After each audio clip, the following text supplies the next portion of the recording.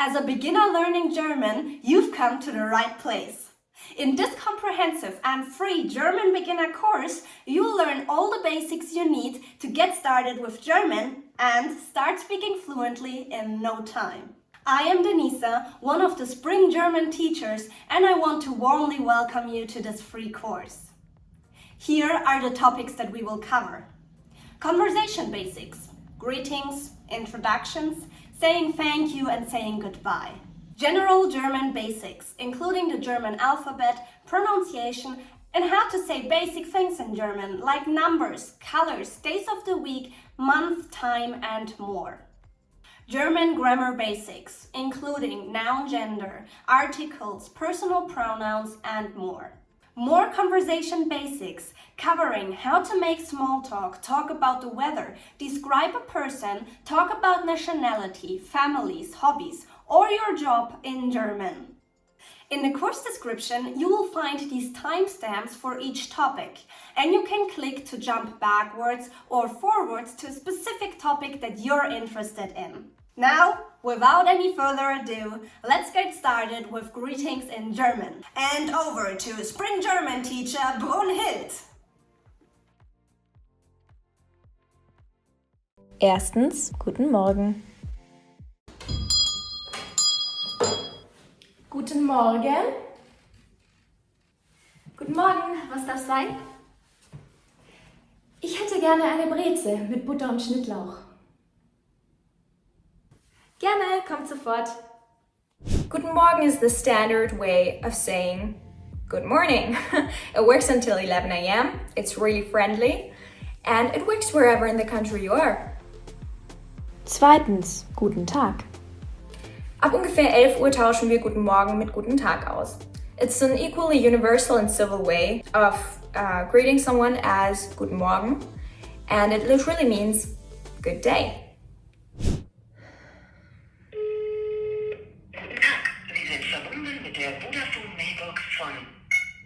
Guten Tag is used in very formal context. You can use it at work, with your clients, with your guests, even with strangers. Guten Tag, wie kann ich Ihnen behilflich sein? Guten Tag, ich hatte eine Reservierung auf den Namen Fischer. Ja, Sie haben Zimmer 512. Hier sind Ihre Schlüssel. Frühstück zwischen 8 und 10. Vielen Dank. Sehr gerne. Schönen Aufenthalt. As you can see, Guten Tag is very polite, so you can't really go wrong with it, at least not between 11 a.m. and 6 p.m. After 6 p.m., it would be better to use Guten Abend. Drittens, guten Abend. Guten Abend. Abend. Es ist erst 3 Uhr nachmittags. Erst. Wieso ist es dann schon so dunkel? Willkommen in Waldmünchen. Waldmünchen ist eine sehr dunkle Stadt im südlichsten Teil Deutschlands, Bayern. Speaking of Bavaria, they're kind of a special flower and they have their own dialect. So a way of greeting someone that always works in Bavaria is Servus. Viertens, Servus. Hallo. Servus, was geht? Nicht viel. Was gibt's bei dir Neues? Nicht viel. Servus simply means hello. A word that means the same but might be a bit easier to remember is Hallo. Fünftens, hallo, hi und hey. Hallo sounds similar to English and is, surprise, used in the same way. Germany also took the liberty of adopting hey and hi as an informal greeting. Hallo. Servus. Hey. Hi. Moin. In northern Germany, such as Bremen, Hamburg, or Lower Saxony, there's yet another word you can use to say hello. And that word is moin. Moin Meister. Moin Werner. Moin means the same as hallo and servus, but it's only used in certain parts of northern Germany. Of course, you could just say hallo there as well, but moin would make you sound charmingly familiar in a way that would allow you to create connection right away. Moin. Guten Morgen, Frau Fischer. Haben Sie gut geschlafen? Sehr gut. Ich habe geschlafen wie ein Stein. Ich habe geschlafen wie ein Stein. Literally means I slept like a rock, and I usually use this when I had a really good night's sleep without any interruptions, waking up voller Energie. I don't even know why we say that. I guess people in the past just wanted to express how someone was so fast asleep that it was impossible to move that person, wie ein Stein, heavy, immobile. But if you have another theory, let us know in the comments below. For more useful chunks like this in German, make sure to download our free Essential Chunking Kit with chunks most frequently used by native speakers. So conclusion, the common speech varies in different parts of Germany. If you're insecure, just use Guten Morgen, Guten Tag, Guten Abend. You can never go wrong with that. It's polite, everyone enjoys politeness. But if you cannot remember which time of the day goes with which expression, just say Hallo. It's a bit informal, but it works.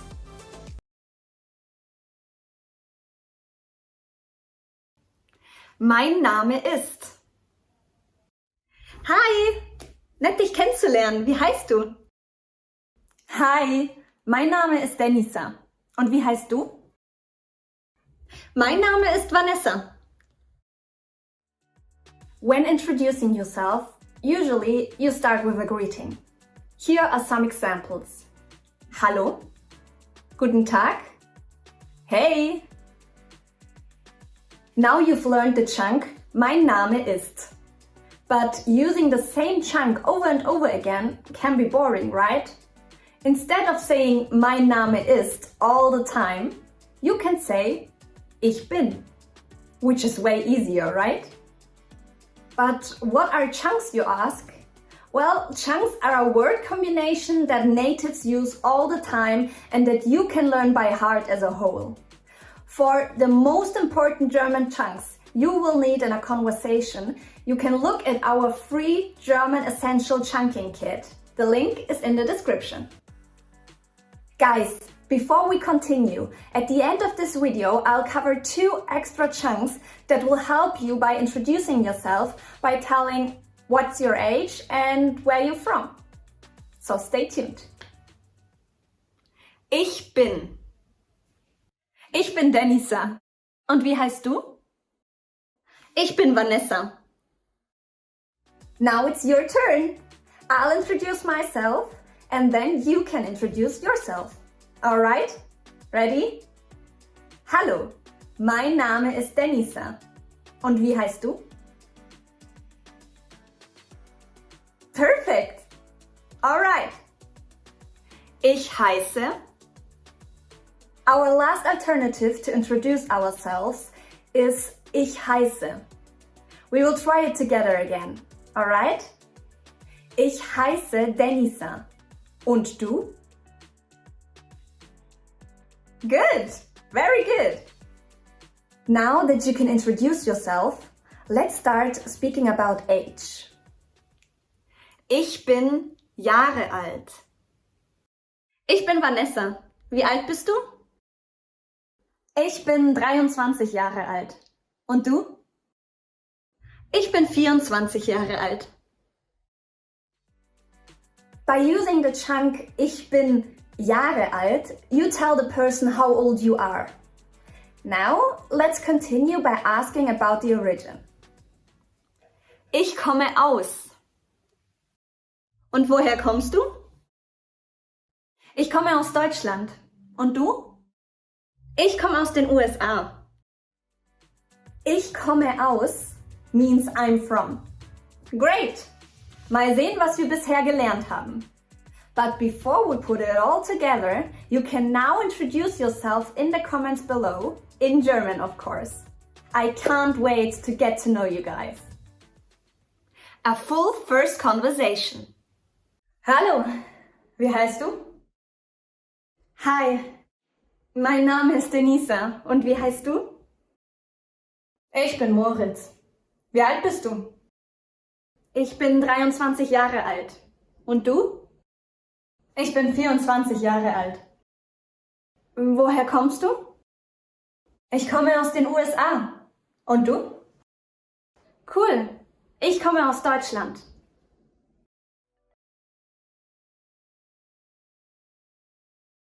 Erstens, Dankeschön.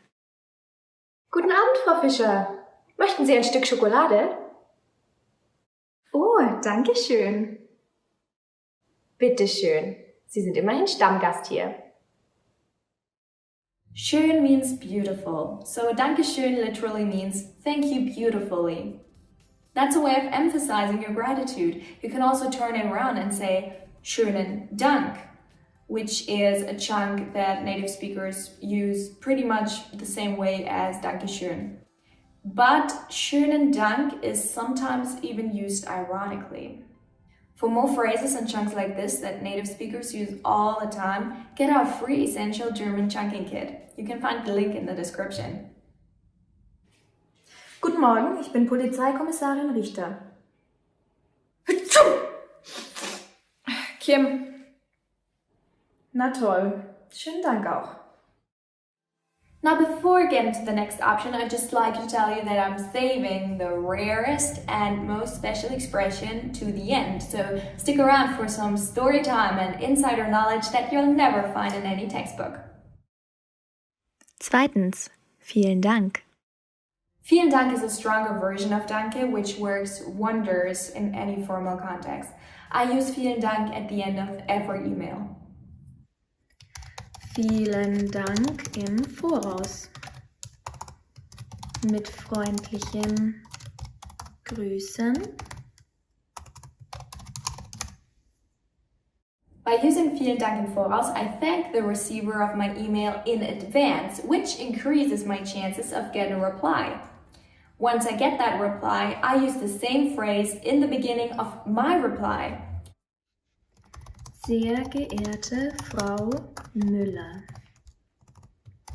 Vielen Dank für die Rückmeldung. You can also acknowledge someone's effort in writing to you first, even if it's them wanting something from you. Sehr geehrte Frau Wagner. Vielen Dank für die Anfrage. You can also turn vielen Dank around and say danke vielmals, which literally means thank you many times. Danke vielmals works the same way as vielen Dank. Both of them sound super polite and add a very beneficial tone to the conversation. If you want to step it up further, you can insert lieben, which means lovely. Drittens, vielen lieben Dank. Vielen lieben Dank literally means many lovely things. Das sagst du, wenn du wirklich sehr dankbar bist. Hallo, ich bin zu Hause. Hi Monika, hast du schon zu Abend gegessen? Noch nicht, ich bin am Verhungern. Sehr gut, ich habe nicht für uns gekocht. Oh, vielen lieben Dank, du bist die Beste. Vielen lieben Dank is a warm and happy way of thanking someone. The same goes for vielen herzlichen Dank, many hearty thanks, also a very sincere and heartfelt thank you. Diese Art zu danken kommt wirklich von Herzen. Viertens, 1000 Dank. I sometimes use 1000 Dank instead of vielen lieben Dank. Hallo, ist hier die Polizei? Ich möchte eine Vermisstenanzeige aufgeben. Es geht um meinen Hund. Ja, Sie sind hier richtig. Ich helfe Ihnen gerne. Oh, 1000 Dank. 1000 Dank literally means 1000 thanks. So it's when you're really grateful for something. It expresses maybe even alleviation over receiving the help you're getting. Another way of expressing alleviation is to say Gott sei Dank. Fünftens, Gott sei Dank. This is not really a way of thanking someone who is right there in front of you, but more like a general thank you to the universe. It works the same way as in English, And yeah, it's a way of expressing relief over something. Ja, bitte? Hallo, ist hier Frau Wagner? Ja, die bin ich. Wer ist dran? Kim, mein Name. Ich habe Ihren Hund gefunden. Oh Gott sei Dank, wie geht es ihm? Er ist putzmunter. Oh Gott sei Dank. 6. Ich weiß nicht, was ich sagen soll. It's not always easy to find the right words. Sometimes someone did you a huge favor and you don't know what to say. This is a great phrase when you're speechless. Mino, mein Schatz, komm zu Frauchen. Ich weiß nicht, was ich sagen soll. Vielen lieben Dank. Kein Problem. Hier sind 100 Euro Finderlohn. Nicht Ihr Ernst? Chunk alert! Nicht dein Ernst is a chunk that native speakers use when they're surprised. Notice how the girl in the video says nicht Ihr Ernst instead of nicht dein Ernst? That's because she doesn't know the woman that she's speaking to very well, so German politeness standards require her to use a formal personal pronoun. And you always have to distinguish between formal speech and informal speech. Watch this video if you want to learn the basics about how to distinguish formal speech from informal speech. Nicht dein Ernst can be a positive or a negative remark. Es hängt alles von der Betonung ab. Nicht dein Ernst. Nicht dein Ernst. Nicht dein Ernst. Literally, nicht dein Ernst means not your seriousness, but that doesn't make much sense, does it? That's why we never translate word for word, but learn German in chunks instead. 7. Vergelt's Gott.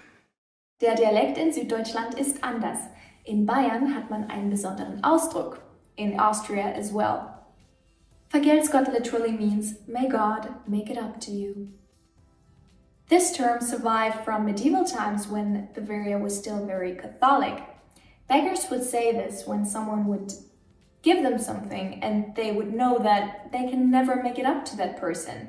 So they pass the task on to God and be like, may God make it up to you. Because I can't. I'm poor, I'll be poor for the rest of my life, but God will reward you.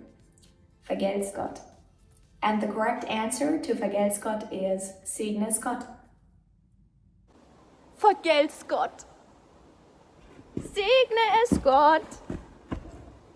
Some parts of Bavaria are still very influenced by Catholicism, so this term is still used by some elderly.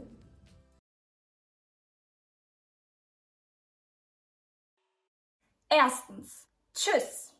Tschüss is the most used form of saying goodbye in German. You can say it to everyone, co-workers, neighbors, family, friends, and so on. But if you want to say goodbye in a more formal way, for example, to say goodbye to your boss, you have to say Auf Wiedersehen. Zweitens, Auf Wiedersehen. Also, ich gehe jetzt nach Hause, ja? Auf Wiedersehen. Auf Wiedersehen, Frau Wagner. Bis morgen. Guys, before we continue, at the end of this video I'll show you a form of saying goodbye that we use in Germany, but we have stolen from the Italians. Chunk alert! If we were with friends the whole time and we want to say goodbye and wish them a good day, we say, ich wünsche dir noch einen schönen Tag, which means I wish you a pleasant day.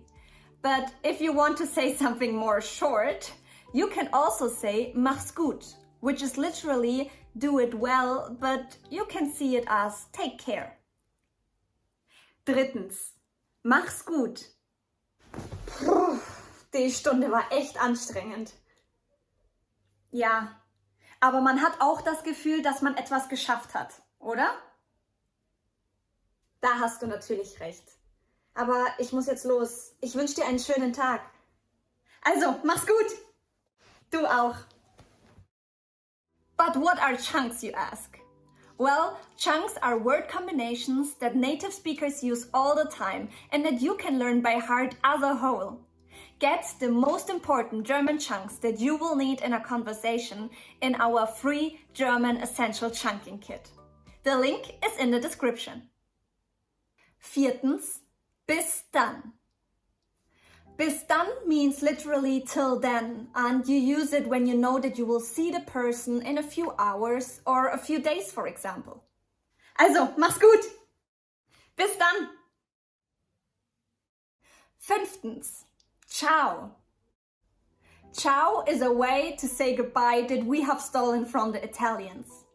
The Italians also use it to say hello, but we in Germany only say goodbye like this. The younger people have also made a little rhyme out of it and say ciao mit V for fun. Danke für alles. Ciao. Ciao mit V.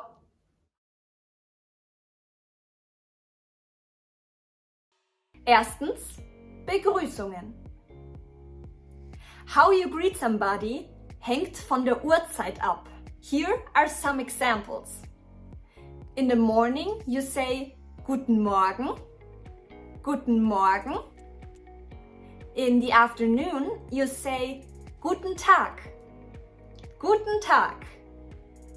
And on the evening, you say Guten Abend, Guten Abend. But a greeting you can say the whole day is simply Hallo, Hallo. Guten Morgen, liebe Schüler. Guten Morgen, Frau Müller.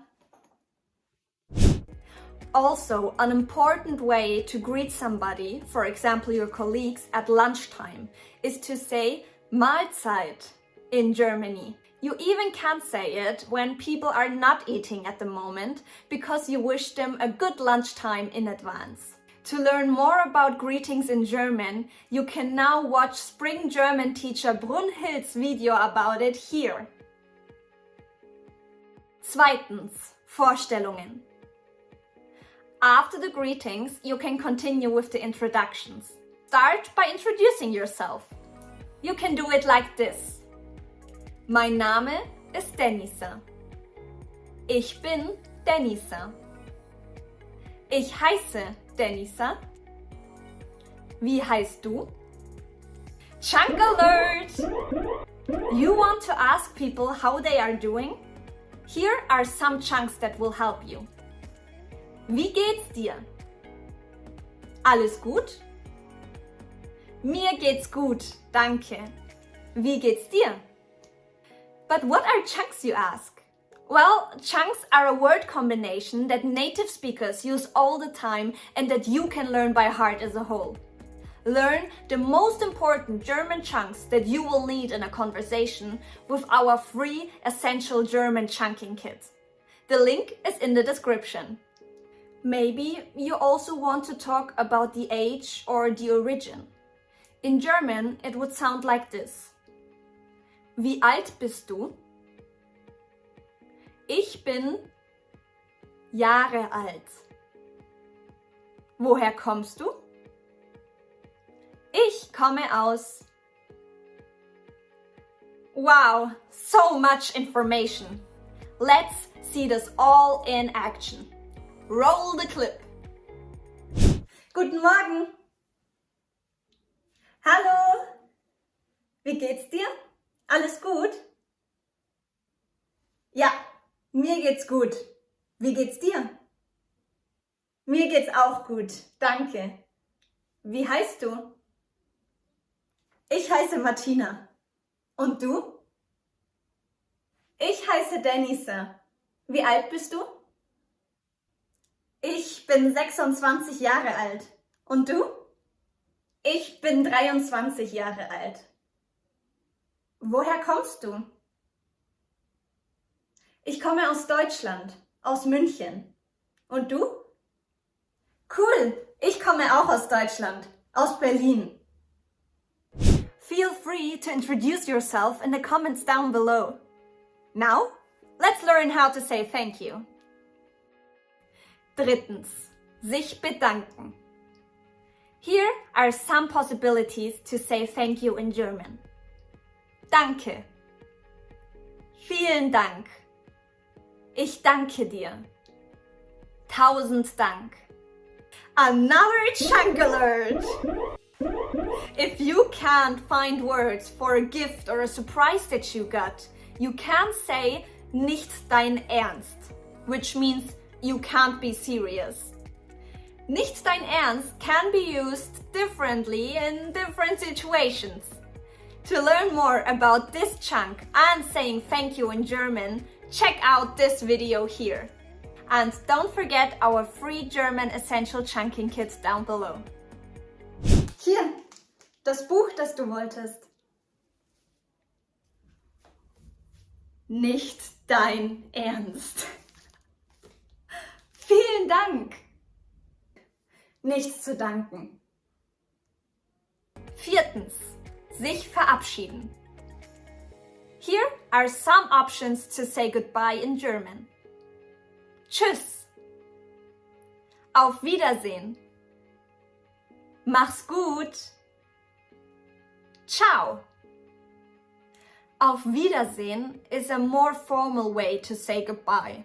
You can say it to your boss, for example. The other ones, for example, tschüss, you can say to friends and family.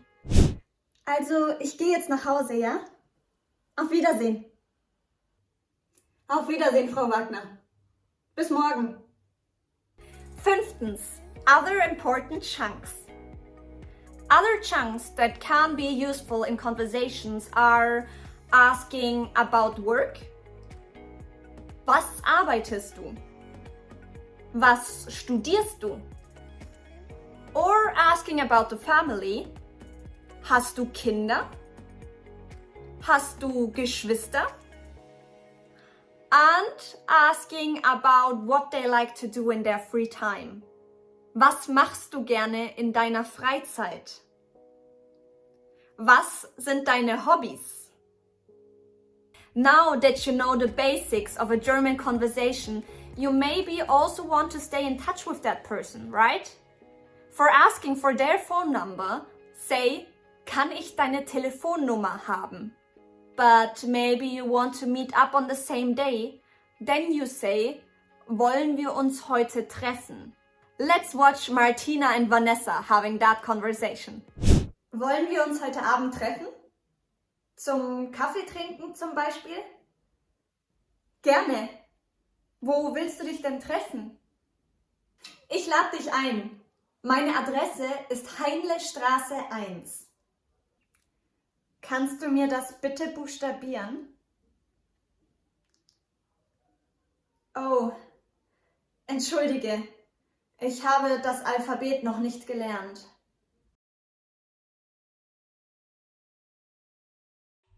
Erstens A, B, C, D, E, F, G. A. A. Like Ananas. Ananas. Apfel. Apfel.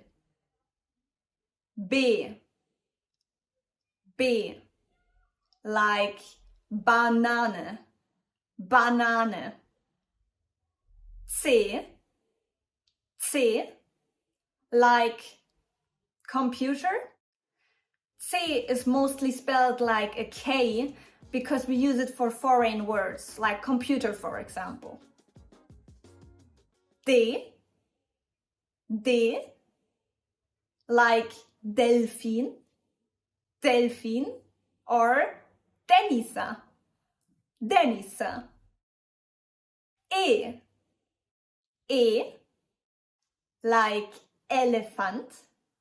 Elephant. F. F. Like fish. Fish. G. G. Like gehen. Gehen. There is a song for children that starts like this. A, B, C, D, E, F, G. At the end of this video, we can sing the whole song together. But now, let's look at the next letters of the German alphabet. Zweitens. H, I, J, K, L, M, N, O, P. H, H, like house, house. I, like Insel, Insel. Oh, now that I think of it, an island would be nice right now. Anyways, let's go on. J, like Jäger, Jäger. K, like Keller, Keller. L, like Land, Land. M, like Mama, Mama. N, like naive, naive. O, like Ofen, Ofen. P, like Papa, Papa. Chunk alert! If you want to ask somebody how to spell something, in German you ask, kannst du mir das bitte buchstabieren? Bitte means please in German. Wie heißt du? Ich heiße Denisa. Kannst du mir das bitte buchstabieren? D-E-N-I-S-A.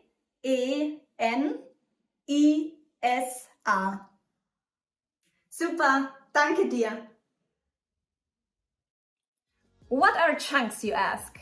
Well, chunks are word combinations that native speakers use all the time and that you can learn by heart as a whole. Get the most important German chunks that you will need in a conversation in our free Essential German Chunking Kit. The link is in the description. Drittens. Q-R-S-T-U-V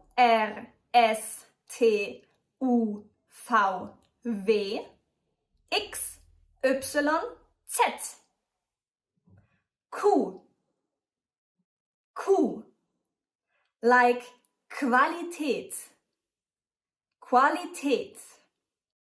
When writing Q, you also have to write an U after it. That's always the rule. But you pronounce it a bit different. You pronounce it like a K and a W. So Qualität, Qualität. Next letter. R. R. In Süddeutschland spricht man das R so aus. R. R. But in the most parts of Germany, it has to sound like this. R. R.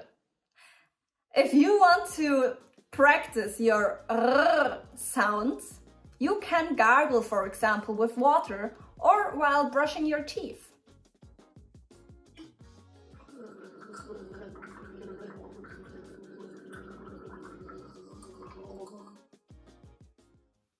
S. S. Like Sonne. Sonne. T. T. Like Teller. Teller. U. U. Like unten. Unten. V. V.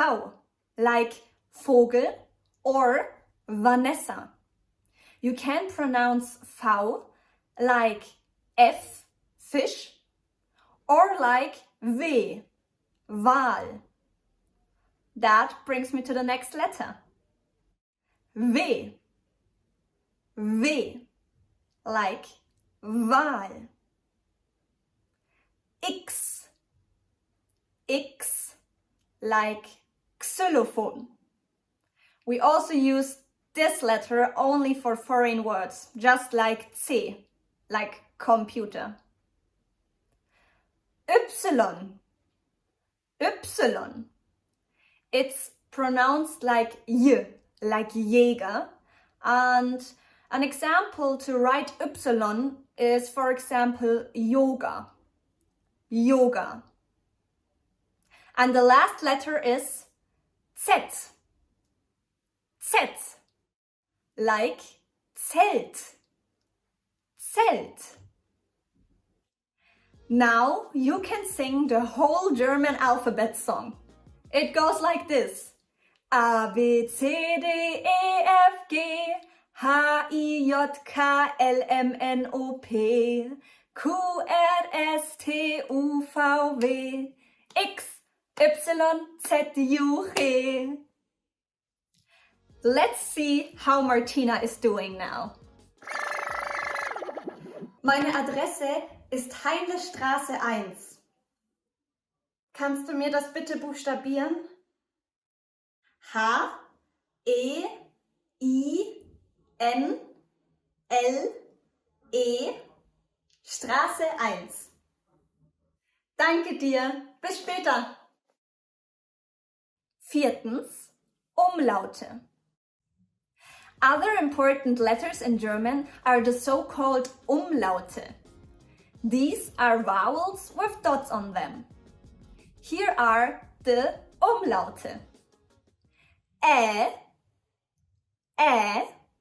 like Äpfel, Äpfel.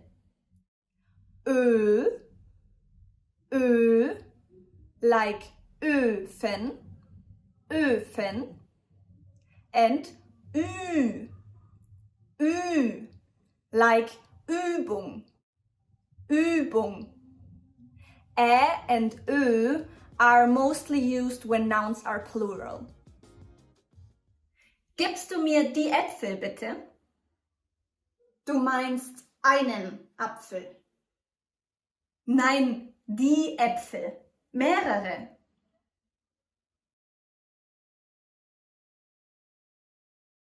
Erstens A wie in Banane. Ich bin so hungrig. Möchtest du eine Banane? Ich habe 2 dabei. A can be pronounced long. A as in Banane. Or short, A as in Ananas. Zweitens, E wie Egoist. E can be pronounced long, E as in Egoist, or short, E as in Essen.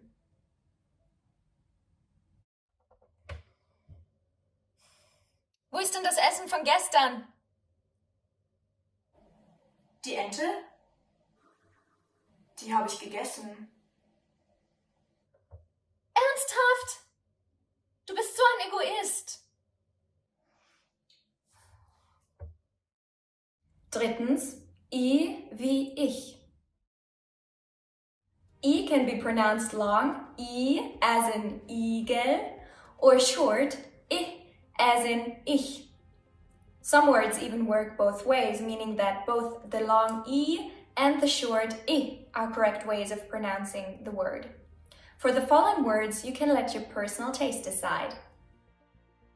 Kritik or Kritik, Politik or Politik, Kredit or Kredit, Profit or Profit.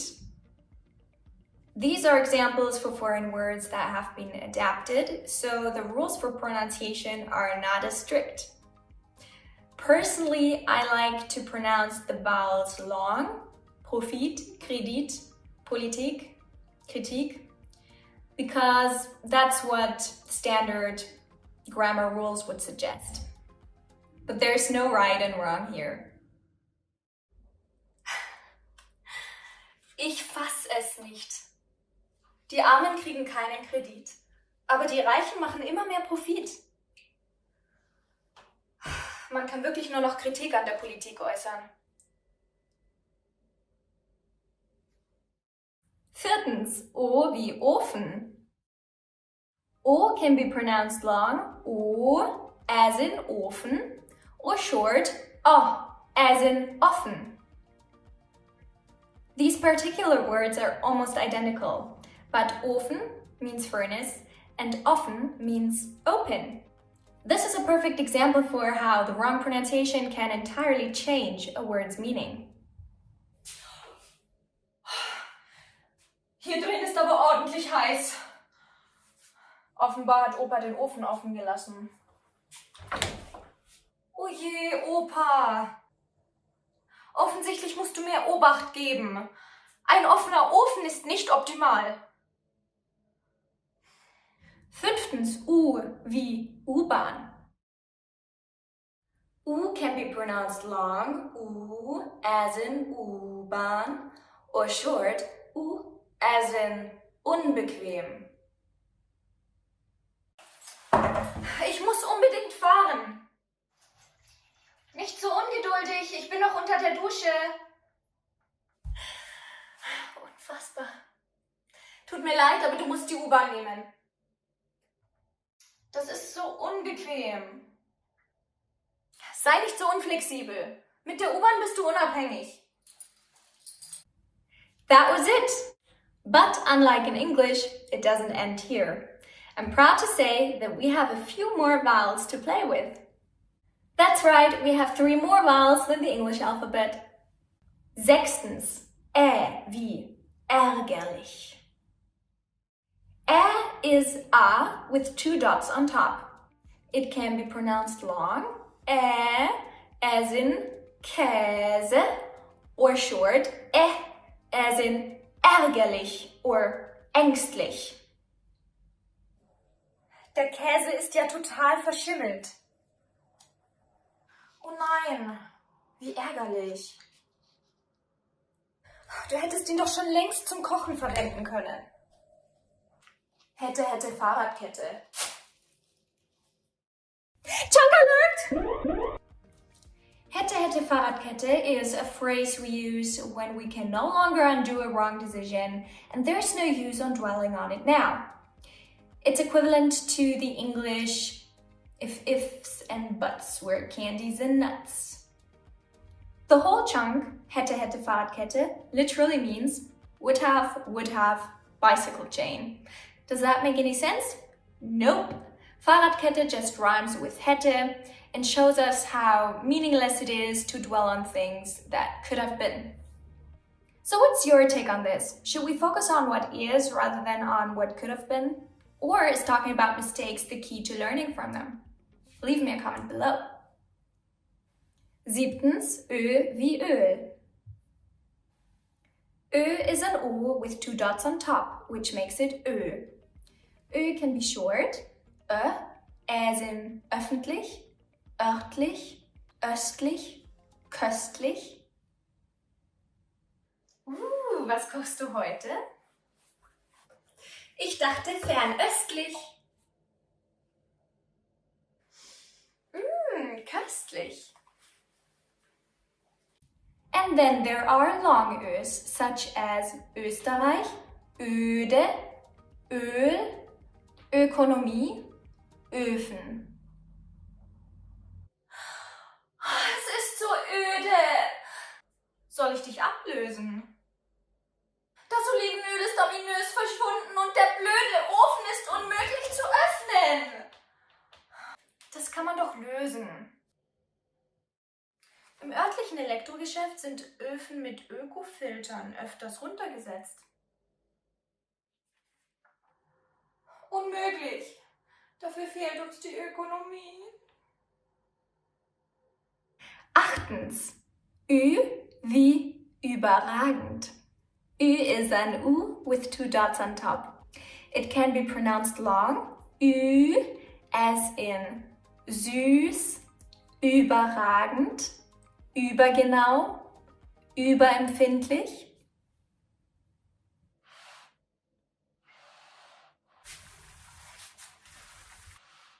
Du bist ja übermotiviert. Da bist du schon 5-mal drüber gegangen. Nimm's mir nicht übel, aber dein Einsatz ist ja nicht übermäßig überragend. Überleg dir, was du sagst. Nur ruhig. Sei nicht so überempfindlich. Man muss ja nicht übergenau sein. Ü can also be short. Ö. Ö, as in 5, Müll, brüllen.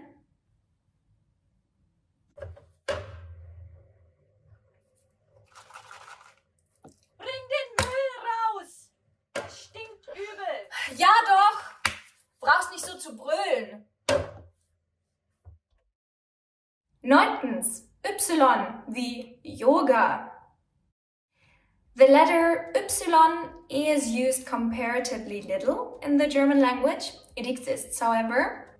When placed in the beginning of a word, it's often pronounced as y, such as yoga or yacht. But when placed in the middle of a word, it's often used as a vowel, even though it officially isn't one. Examples. Take the word System. Here, the Y is placed in the middle of the word and is being pronounced as Ü. But it can also be pronounced as I, like in Bayern. Mostly when the Y appears in the middle of a word, it's going to be an Ü, like in hyperaktiv, Asyl, Psychologie, System, Physik. Schnell! Wir müssen zum Physikunterricht. Mach mal langsam, du Psycho. Immer bist du so hyperaktiv. At the end of a word, the Y is pronounced as I, and those words mostly derive from the English language, such as hockey, hobby, party, Handy. Na, kommst du mit zur Party? Ich kann mein Handy nicht finden. Now you, how do you think the following words are being pronounced? Hygiene, Hygiene, baby or baby. Ägypten, Ägypten, Ägypten. Analyse, Analyse. Easy, right? In the middle of a word, it's Ü, and at the end of a word, it's I. By the way, did you know that Y is Greek for simple Ü? With that in mind, it makes sense that it's mostly being pronounced as Ü. How do I know whether to pronounce a vowel short or long? There's a great rule of thumb for that. If the consonant that comes after the vowel is double, the vowel itself will be pronounced short. Example, Schiff. The consonant is double, so the I becomes short. It's not Schief, it's Schiff, because there's 2 F's. If, however, the consonant is single, the vowel in front of it is pronounced long, like in Ofen. There's only 1 F, so the O is long, Ofen. If we add another F to it, the O suddenly becomes short, and we have offen. So the difference of a single and double consonant can make a word change its meaning. Therefore, it is important to pronounce the vowel correctly. In most cases, this rule of thumb will serve you well. There are, however, a few exceptions, especially when it comes to foreign loanwords. Ananas, for example, derives from a South American native word. The A is pronounced short, so the word should be written ananas. This is not the case because the word is not originally German and therefore does not answer to German grammar rules. The same goes for these words that we borrowed from English. Club, pop, hit, fit, job. But it is also the case with longer words such as Kapitel, limit, hotel, Roboter, Kamera.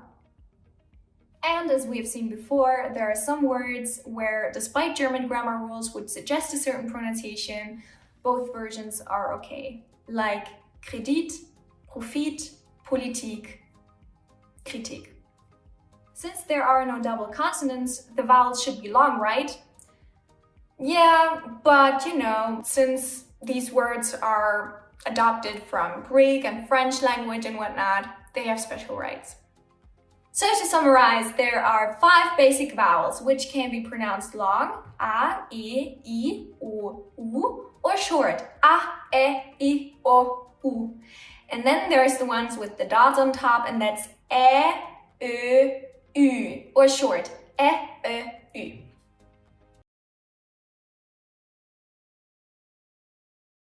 Numbers from 0 to 12. Repeat after me. 0, 0, 1, 1, 2, 2, 3, 3, 4, 4, 5, 5, 6, 6, 7, 7, 8, 8, 9, 9, 10, 10, 11, 11, 12, 12. Perfekt. Guten Morgen. Ich hätte gern 3 Brötchen und 6 Brezeln, bitte. Alles klar. Das macht dann 7 Euro, bitte. Hier sind 10 Euro. Und 3 Euro zurück. Einen schönen Tag noch. Ebenso. Now that you've learned the numbers to 12, you can say the next numbers very easily. To say 13, for example, you just say 3, which means 3, and 10, which means 10. So together it's 13, 13. Alright? Now let's count from 13 to 20. Numbers from 12 to 20. 13, 13, 14, 14,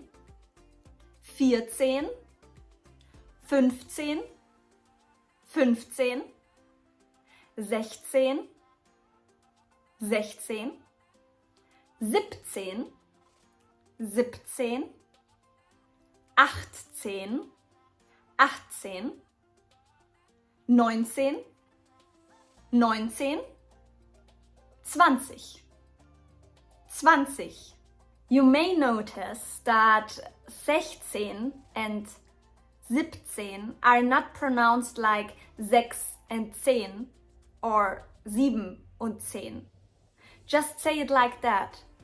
16, 16, 17, 17, 17. Chunk alert! If you want to ask someone for their phone number, say, kann ich deine Nummer haben? Kann ich deine Nummer haben? Dann können wir uns das nächste Mal schon vor dem Kurs treffen. Gerne. Meine Telefonnummer ist 0159 10 13 20 15. Und deine? Das ist ja leicht. Meine ist etwas komplizierter. 0151 4352 1678. Danke dir. Ich rufe dich an. Bye. Bye. But what are chunks, you ask? Well, chunks are a word combination that native speakers use all the time that you can learn by heart as a whole. Get the most important German chunks that you will need in a conversation in our German Essential Chunking Kit. The link is in the description. After 20, you say the numbers as 1 and 20, 2 and 20, and so on. In German, it sounds like this. Numbers from 21 to 30. 21, 21, 22, 22, 23,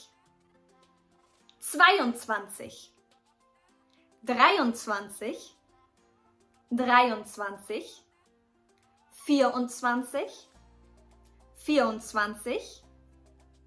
24, 24, 25, 25, 26, 26, 27, 27, 28,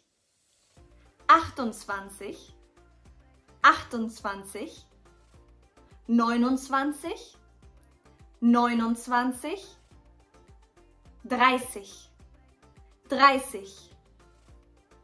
Let's use this now to open a door in my Adventskalender. Let's take number 21.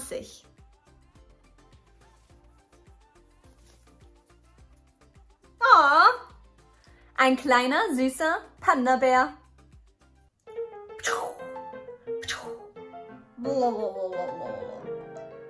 Und means and in Germany. Now you can count to 100. Oh wait, you need to know more than just 10 and 20, right? Here is your row of tens. Rows of tens. 10, 10, 20, 20, 30, 30, 40, 40, 50, 50, 60, 60,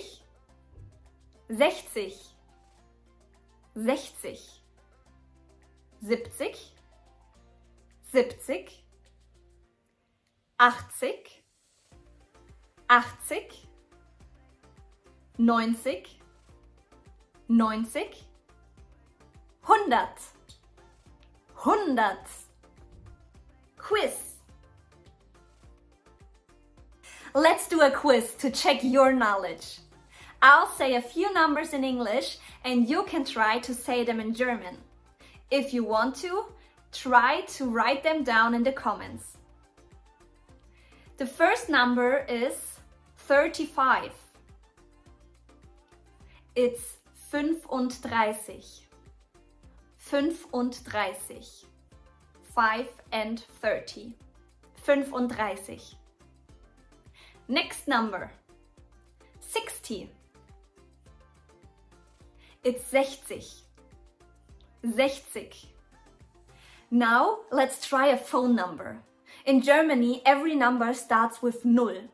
So here is your German phone number. Try to say it in German and stop the video if you need some extra time. In German, it sounds like this. 0, 1, 5, 1, 3, 9, 3, 4, 7, 8, 1, 0. Great! Oma, kann ich dich fragen, wie alt du bist? Ach, mein Liebling, in deinen Augen bin ich wahrscheinlich schon über 100 Jahre alt, aber innerlich fühle ich mich wie 20. Hast du schon mein neues orangenes Kleid gesehen? Alles klar, Oma. Dein Kleid steht dir sehr gut. Erstens rot. Er schaut schon wieder hier rüber. Quatsch. Oh, schau, wie du rot wirst. Was? Stimmt doch überhaupt nicht. Chunk alert! Du wirst rot means you're blushing, although the literal translation is you are turning red. People typically say this to tease someone over having a crush. Download the PDF through the link in the description for more useful chunks like this. It's free and will come in handy. Außerdem ist Rot die Farbe der Leidenschaft. No wonder women love to use it. Mein Lippenstift ist rot. Meine Haare sind rot. Die Schokoladenschachtel ist rot. Red sure is a popular color. Now, if you paid attention, you will realize that there is one color that all of these girls have in common. In fact, they were born with it. Can you guess? I'll give you a hint. They can never not wear it. That's right, ihre Augenfarbe. Zweitens, blau. Meine Augen sind blau. Meine Augen sind blau. Meine Augen sind auch blau. Meine Augen sind auch blau. Und meine Augen sind blau. By the way, Germans love using colors as metaphors. A slang term for skipping school or work for no good reason is blau machen, which consists of the words blau and machen. You see, back in the days, dyeing fabrics was a full-time occupation. The particular paint used at the time reacted chemically with the air, so it was actually during the drying process that the wool turned blue. So while waiting for that to happen, the dyers had nothing to do. So blau machen actually meant relaxing for them. Kim, wo bleibst du? Unterricht hat angefangen. Ich mache heute blau. Drittens, gelb. Guten Abend, Frau Wagner. Ihre Haare sehen aber schön aus. Zu dem Friseur gehe ich nie wieder. Ich wollte blond, nicht gelb. To be fair, I wouldn't want yellow hair either. But other than that, I think it's a great color that symbolizes Licht, Positivität, Kreativität, Neugier, Intellekt, Wissbegierde and many more things. Außerdem mag ich meine Bananen gelb. Ich bin so hungrig. Möchtest du eine Banane? Ich habe 2 dabei. Boah, nee, die sind ja noch ganz grün. Was redest du da? Die Bananen sind gelb. Die sind grün. Die Bananen sind gelb. Viertens, grün. Meine Palme ist grün. I like green. It stands for Frische, Vitalität, Natur, Fruchtbarkeit und Wachstum. When someone's good with gardening, we say they have einen grünen Daumen, a green thumb. It's a common figure of speech. Yo! Ich brauche eine unkomplizierte Pflanze. Was meinst du mit unkompliziert? Eine, die nicht stirbt? Ich habe wirklich keinen grünen Daumen. Can you guess what our next color is? I'll give you a hint. It's what you get when you mix gelb with rot.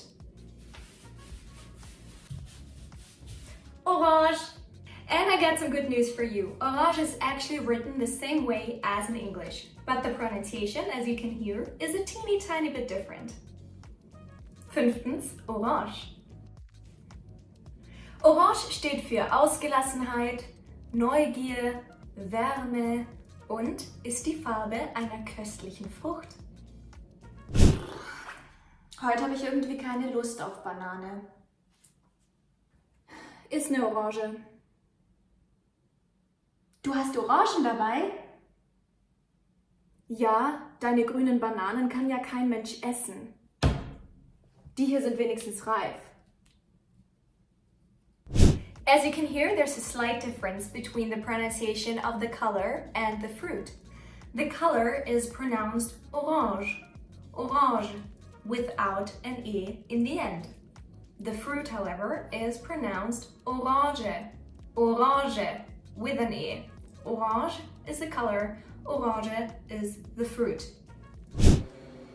Kim, was für eine Überraschung. Boah, Eva, trägst du immer noch diesen Orangenpulli? Der ist doch total hässlich. Charmant wie immer. Du solltest mehr Schwarz tragen. Sechstens, schwarz. You may know this color from famous brands like Schwarzkopf or famous people like Schwarzenegger. But did you know that Schwarz stands for many things like Eleganz und Seriosität? There's a reason for why so many professionals are required to wear black. Ich trage eine schwarze Bluse. Schwarz steht auch für Macht und Luxus. If you want to impress someone, Schwarz might get you there. Außerdem steht Schwarz für Kultiviertheit und Formalität. Wenn ich in die Oper gehe, trage ich ein schwarzes Kleid. Nicht zuletzt steht Schwarz für Verführung. Hier drüben. Hallo. Was? Hi, ich hab was für dich.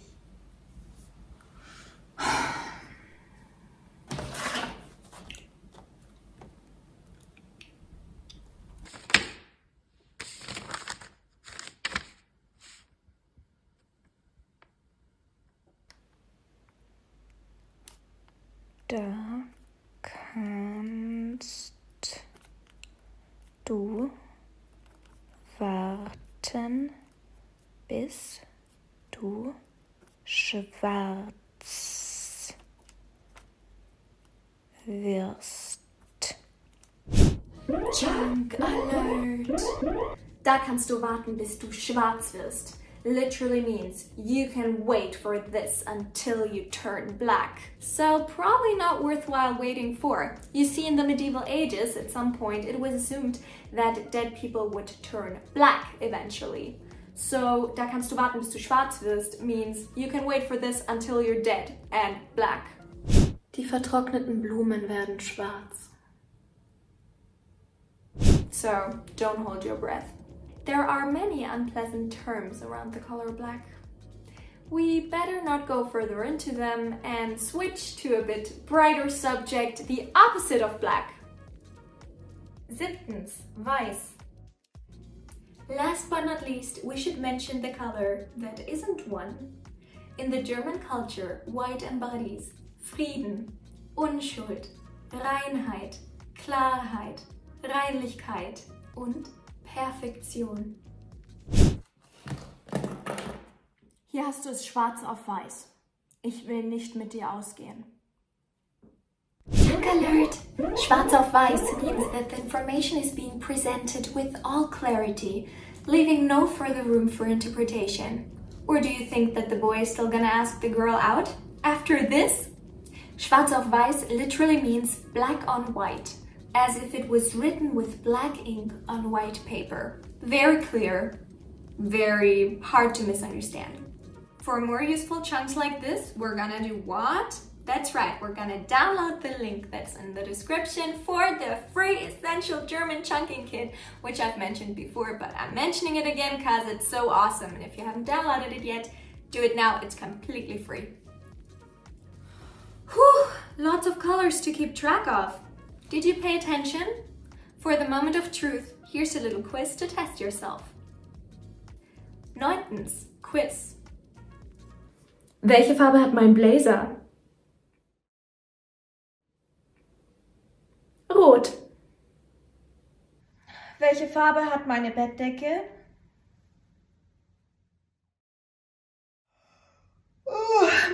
Bettdecke ist weiß. Welche Farbe haben die Bananen? Die Bananen sind gelb. Welche Farbe hat die Orange? Ja, natürlich orange. Da. Welche Farbe haben meine Haare? Meine Haare sind rot. Welche Farbe hat meine Palme? Meine Palme ist grün. Welche Farbe haben meine Augen?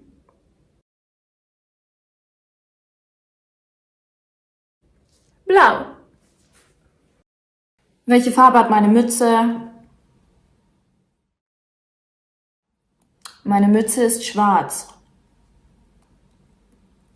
Welche Farbe hat mein Lippenstift? Richtig, mein Lippenstift ist rot. Welche Farbe hat mein Pullover? Richtig, mein Pullover ist orange.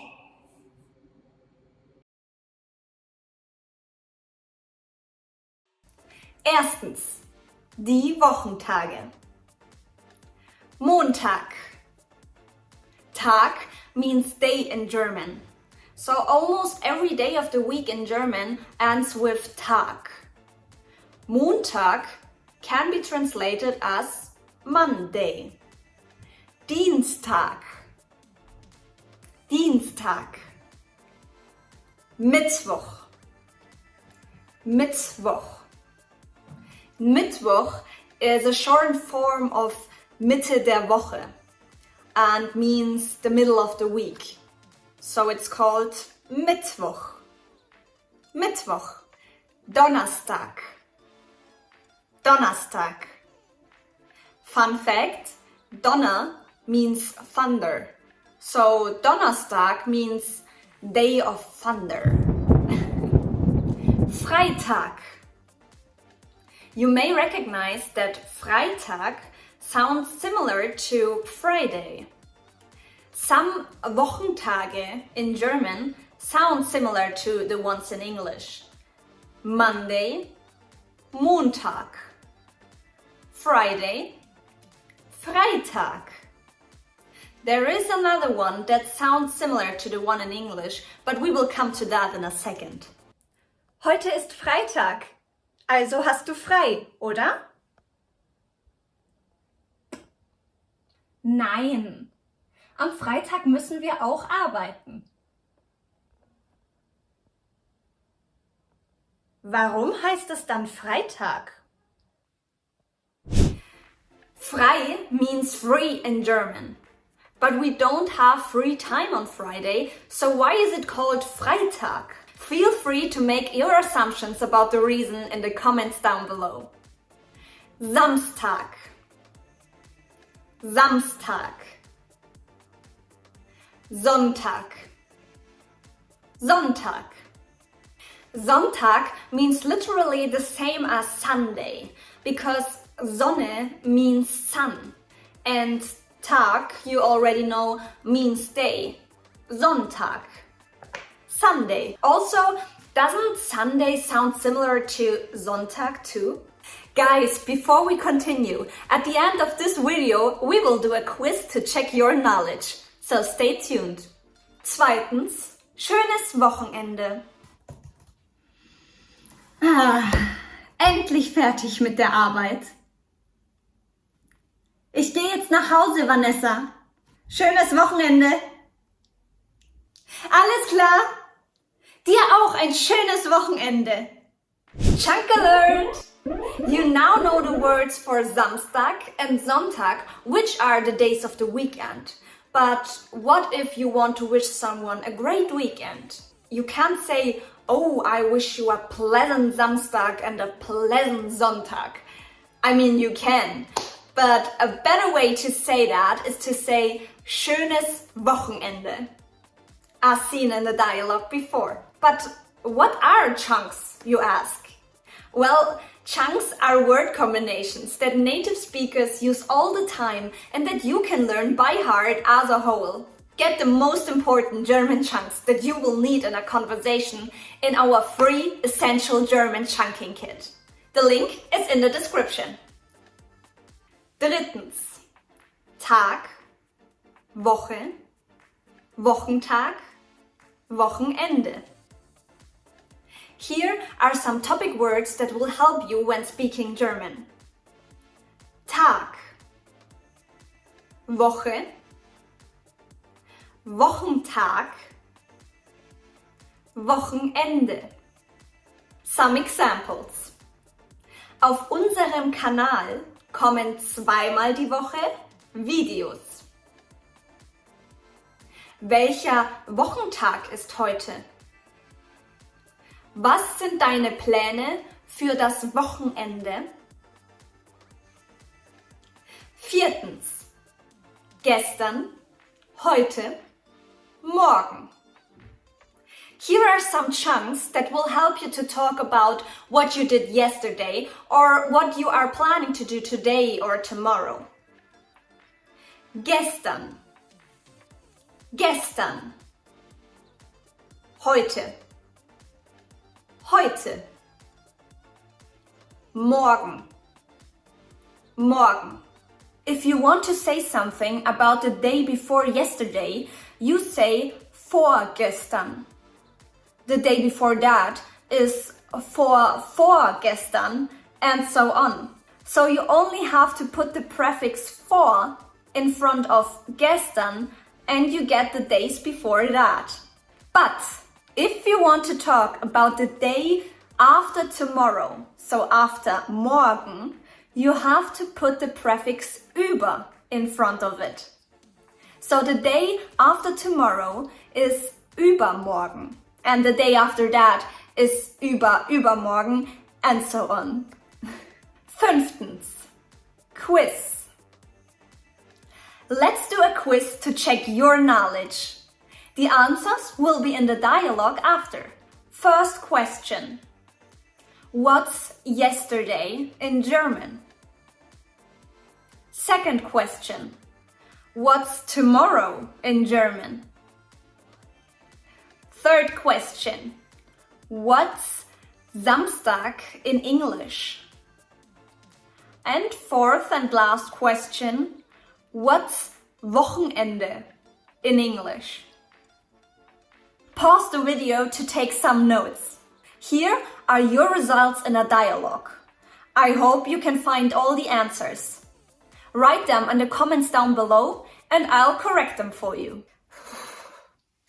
Gestern war es wieder so kalt draußen. Wie wird das Wetter heute?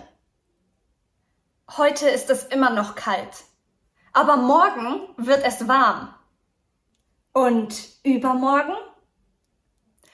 Übermorgen ist Samstag.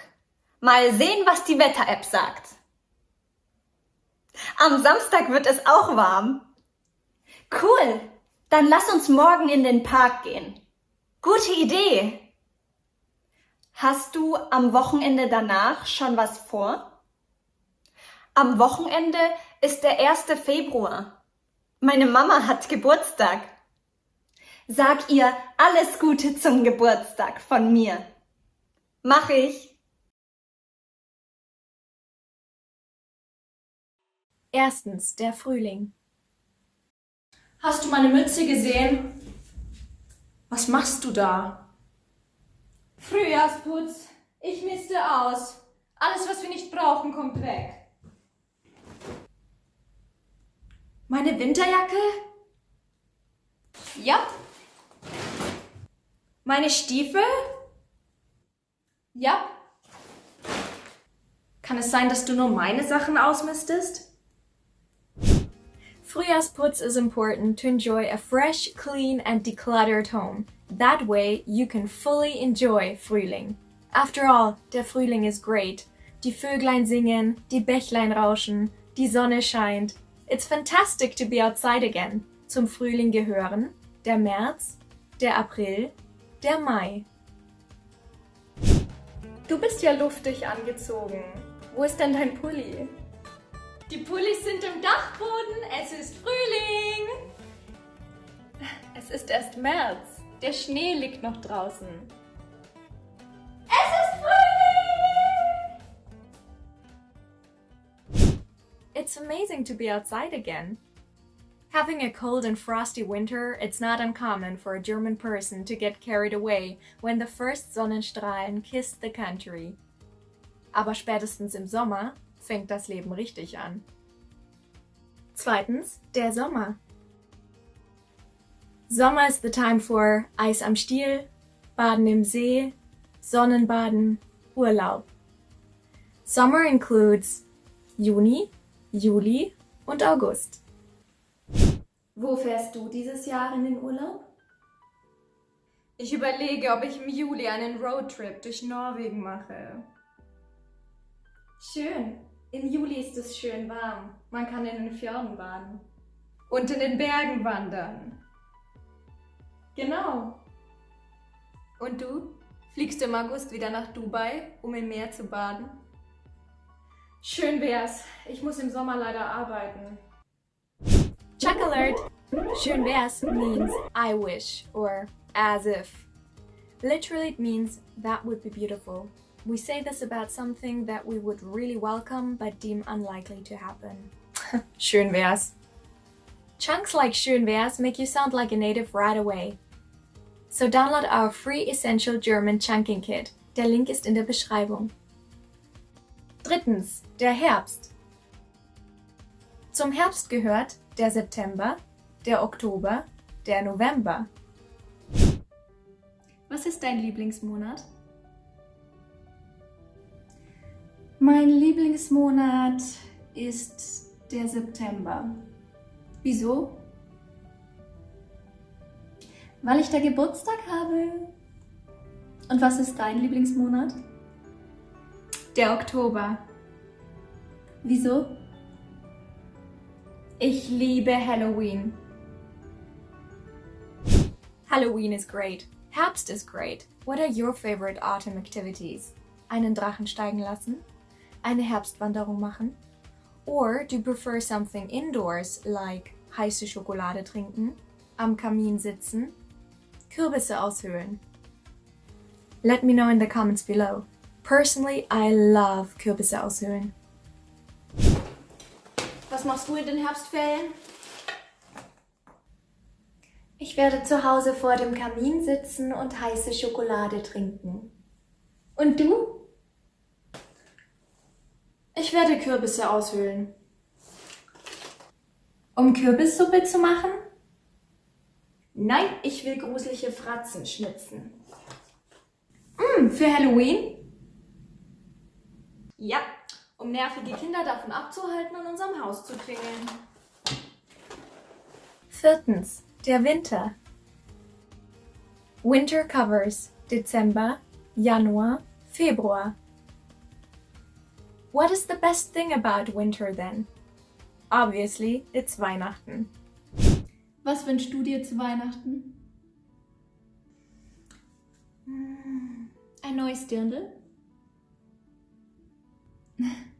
Kriegst du. Ha, schön wär's. Und was ist dein Weihnachtstraum? Ein neues Auto. Du kriegst Schokolade.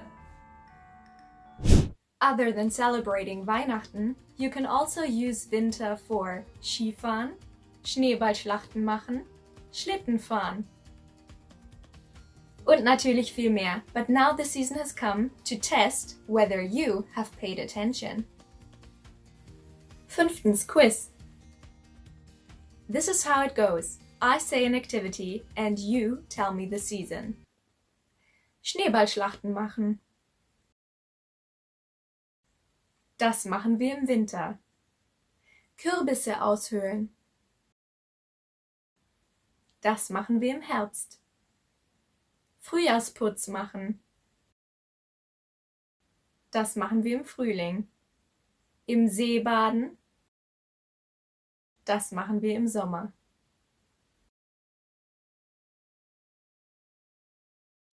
Erstens, asking what time it is. Excuse me, what time is it? Entschuldige, ich spreche kein Englisch.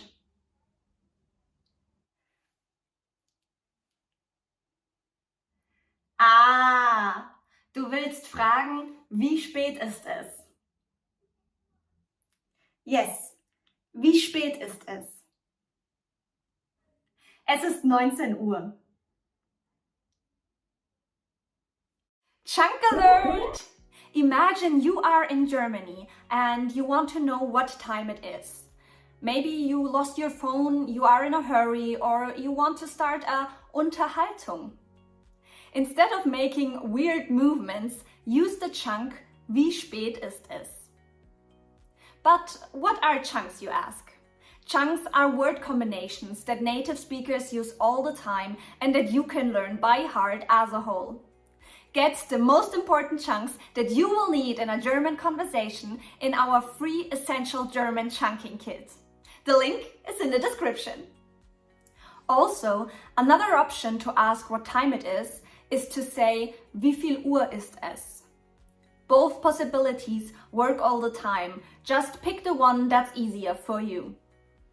If you haven't learned the numbers in German yet, click this video here and you can come right back. Guys, before we continue, at the end of this video, I'll tell you a joke about time in Bavarian that everyone says here when asking about time. So stay tuned. Zweitens, das 24-Stunden-System. Did you notice that in the first dialogue they said something about 19 Uhr? Wie spät ist es? Es ist 19 Uhr. 19 Uhr means literally 19 o'clock. That's because in Germany, in the afternoon, they continue counting after 12.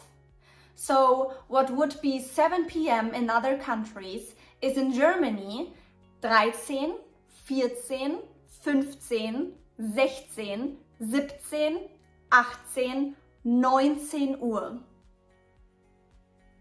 An Mitternacht sagen wir entweder 24 Uhr oder 0 Uhr. Even though 24 Uhr is technically incorrect, a lot of people say it anyways. To be able to talk about time, you need some words and chunks. Uhr, Sekunde, Minute, Stunde. Es ist Uhr. Wie viel Uhr ist es? Es ist 12 Uhr. Und wie viel Uhr ist es in 3 Stunden? Dann ist es 15 Uhr. Wieso fragst du? Mein Zahnarzttermin ist um 16:15 Uhr. Also in 4 Stunden und 15 Minuten. Also um 4:15. Stimmt, um 4:15. Even though there is a 24-hour system in Germany, we don't always use it between friends. It's mostly used in an official communication. Vergessen Sie das Zoom-Meeting nicht. Um 18:30 Uhr. Versus, willst du dich morgen mit mir um 4 Uhr treffen? If you don't understand if the person wants to meet up at 4 or 16 Uhr, you can ask morgens oder abends. Drittens, Viertel vor, Viertel nach, halb. To be able to tell the time exactly, you need to know more than just numbers. Here are some chunks that will help you. Es ist Viertel vor. Here, same as in English, we say the time that's coming next and not the one that's already on the clock. For example, it's 9:45 would be es ist Viertel vor 10. Es ist Viertel nach. Here, also same as in English, we tell the time that is already on the clock at the moment and not the one that it's going to be. For example, it's 7:15 would be es ist 7:15. Es ist halb. Here you have to be careful. In German, after es ist halb, we say the hour that will come and not the one that it's already on the clock as in English. An example. In English we say it's 8:30. But in German we say es ist 8:30. Hey, Denisa, wie viel Uhr ist es? Es ist 11:15. Oh, der Unterricht endet in 15 Minuten. Endlich. As always, what you've learned so far has some exceptions. In eastern parts of Germany, they don't say 10:15, they say 10:11. Why? I don't know. It's a dialect, I think. Also in Austria, they don't say 10:15, but 10:10. So they leave the nach out. Hey, Denisa, wie viel Uhr ist es? Es ist 11:15. Was? 12:45. Was? Was? Was? Was? Was? Was? Was? Was? Wie bitte? Viertens, Bavarian joke about telling the time. To understand the most common joke about time in Bavaria, you have to know that 10 is pronounced in Bavarian Zähne. If you ask what time it is in the south of Germany, don't be shocked if people start to bite their arms. Why? Because Zähne and Zähne sound very familiar. So the joke is to show the imprint of your Zähne and tell the person that it's 10 o'clock. They even do it if it's not 10 o'clock, but they have no clue what time it is, just to give you a funny answer. Wie spät ist es? Zähne. Sehr lustig. Fünftens, let's do a quiz now. Let me know how you did in this quiz in the comments down below. What time is it on this clock here? Es ist 6 Uhr oder 18 Uhr. What time is it on this clock here? Es ist jetzt 6:30 Uhr oder 18:30 Uhr. Du kannst auch 6:30 sagen. Wie viel Uhr ist es? Es ist 6:15 oder 6:45 Uhr oder 18:45 Uhr. Wie viel Uhr ist es jetzt?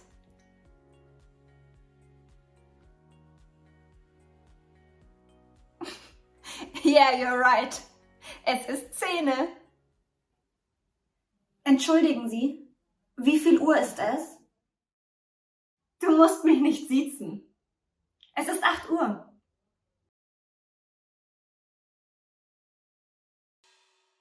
Erstens, sie. Guten Tag, Sie sind verbunden mit der Vodafone Mailbox von. Sie is the formal second person personal pronoun which you use to address casual acquaintances, business associates, strangers, anyone that you don't know that well personally. It is necessary to lay a foundation of basic respect. Guten Abend, Frau Fischer. Möchten Sie ein Stück Schokolade? Oh, danke schön. Bitte schön, Sie sind immer ein Stammgast hier. Notice Notice how the receptionist always says Sie. Möchten Sie ein Stück Schokolade? Sie sind immerhin Stammgast hier. That's because the receptionist doesn't personally know Mrs. Fisher. Sure, she may be a regular at the hotel and they're friendly towards one another, but they're not friends. They meet in a working context. If they were friends, the conversation would look like this. Hey Monika! Möchtest du ein Stück Schokolade?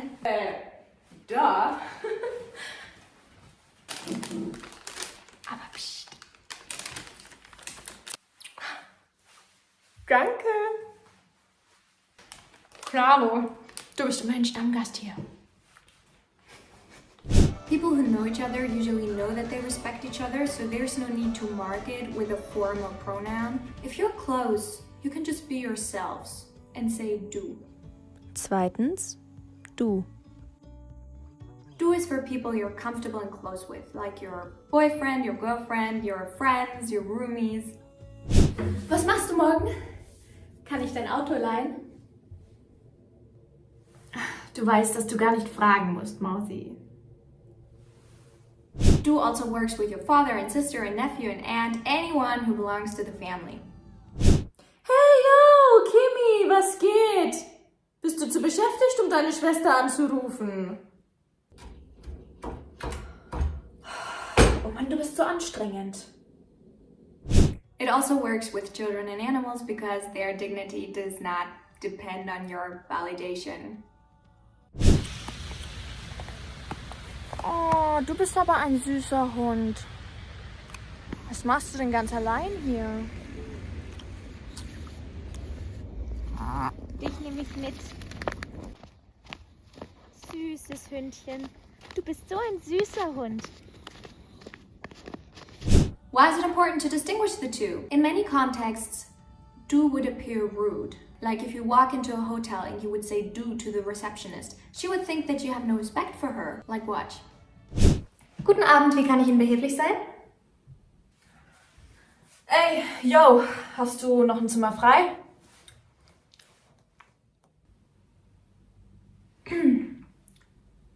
Nein. Okay.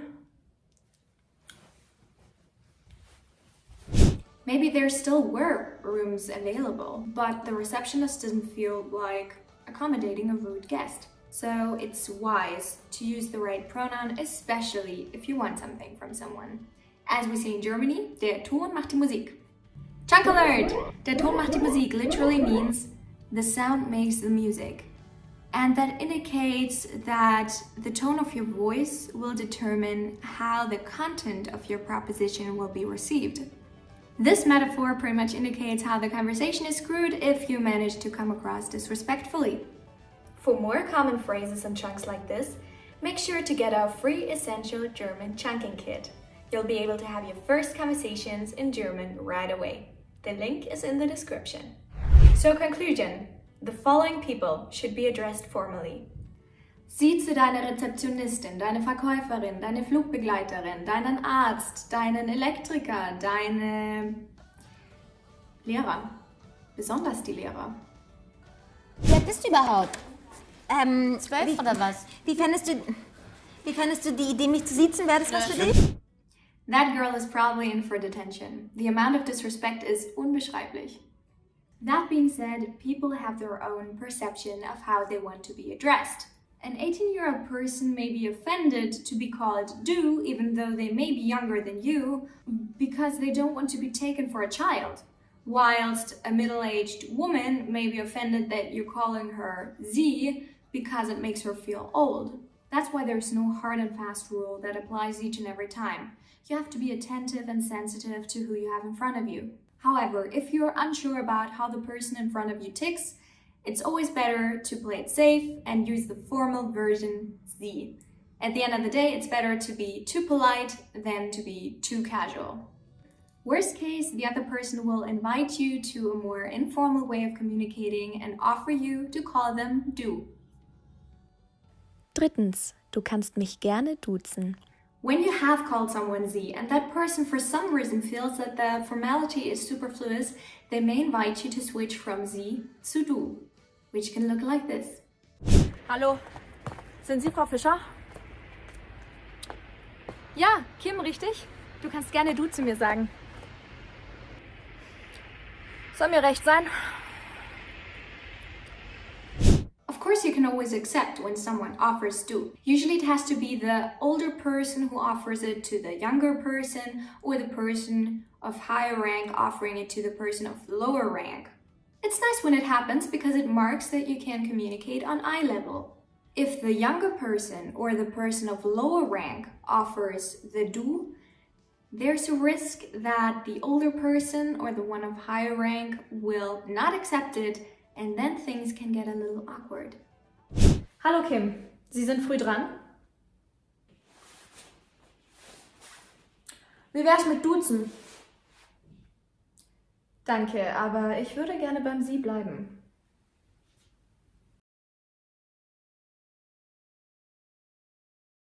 Erstens ich. Ich will, dass ihr mir vertraut. Well, what does ich mean? I think you got it. Ich means I. Ich will means I want. But pay attention please. Most verbs following ich actually end on an I. Like ich habe, ich mache, ich suche, ich koche, ich gehe. The reason for why the verb in ich will doesn't end on e is because it's a irregular verb. And wollen, wanting, is also a so-called modal verb, of which there are 6. And they have also different endings. As for now, it's enough to remember that the vast majority of verbs that come after ich will end on e. Ich liebe meine Pflanzen. Ich sehe sie den ganzen Tag an. Und ich spreche mit ihnen. By the way, I have noticed that many foreign people have troubles with the ich sound in ich. It's not ich, it's not ish, it's ich. I think it's easier to pronounce it correctly when you smile. Ich. It makes sense to learn the ich sound correctly because it also appears in many other German words like nicht, Licht, Gericht, Gesicht, Milch. Ah! Das kann doch echt nicht sein. Stimmt was nicht? Die Milch ist schlecht. Unglaublich, dass du sie nicht in den Kühlschrank gestellt hast. Deine Vergesslichkeit ist wirklich unmöglich. Wieso ich? Ich war nicht die Letzte, die von der Milch getrunken hat. Wer es glaubt, wird selig. Chunk alert! Wer es glaubt, wird selig is an ironic remark that natives use when we believe that what the other person just said is absolute nonsense. Literally, the chunk means he who believes it will be blessed. In other words, only a very naive person would believe said statement and be happy with it. But not us. We won't fall for it. I have to admit that I use this chunk all the time because it shows the other person in the most sarcastic ways that their flubbed up is wasted on my ears. Ironic and sarcastic chunks like this make you sound like a real insider right away. So make sure to get our free Essential German Chunking Kit, to which the link is in the description. Don't worry, it's not just mean chunks. Zweitens du.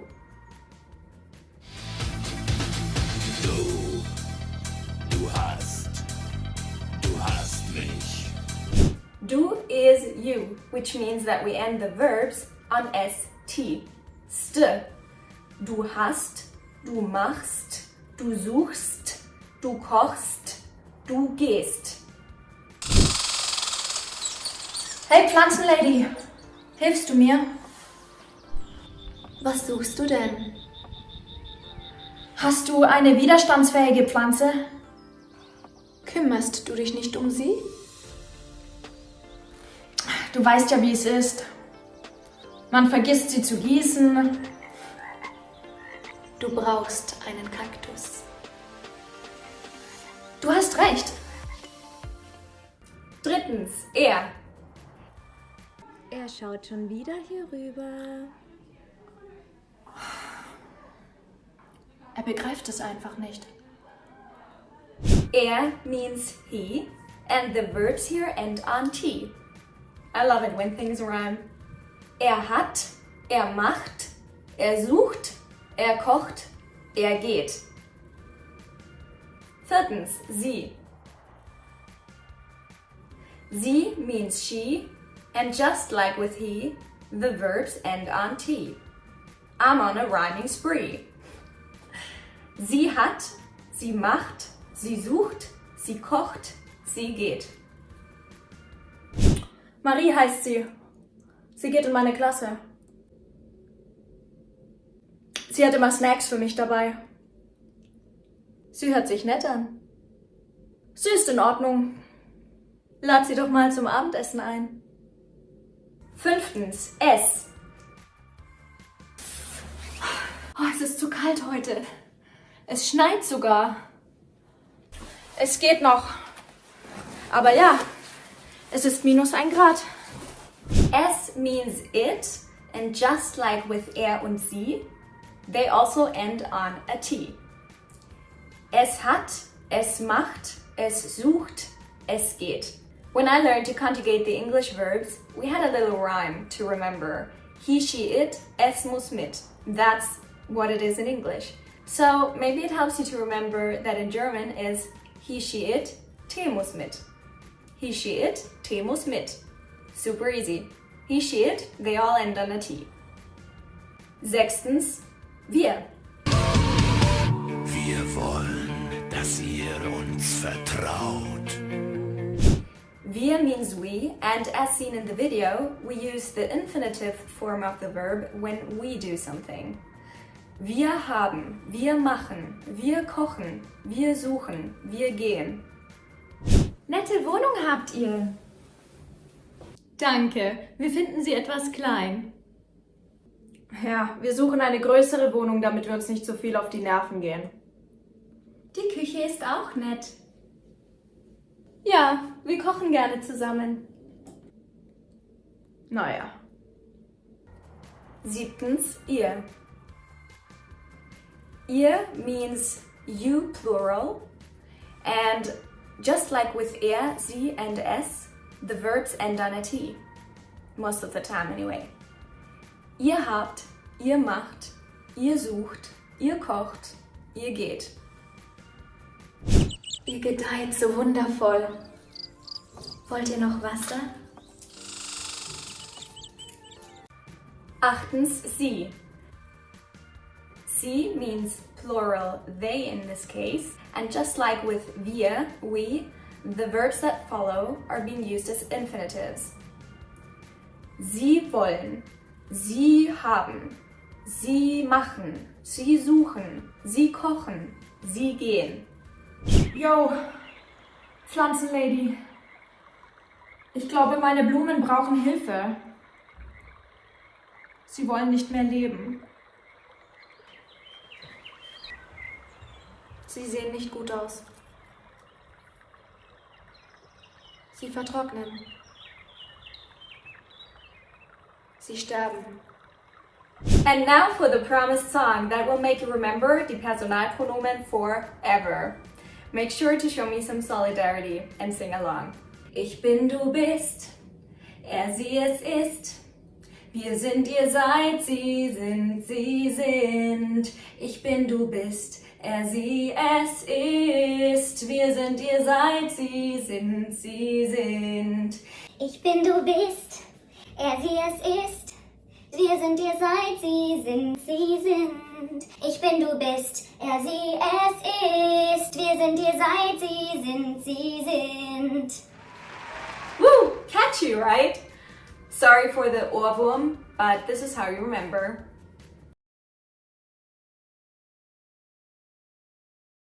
Erstens der, wie, der Mann.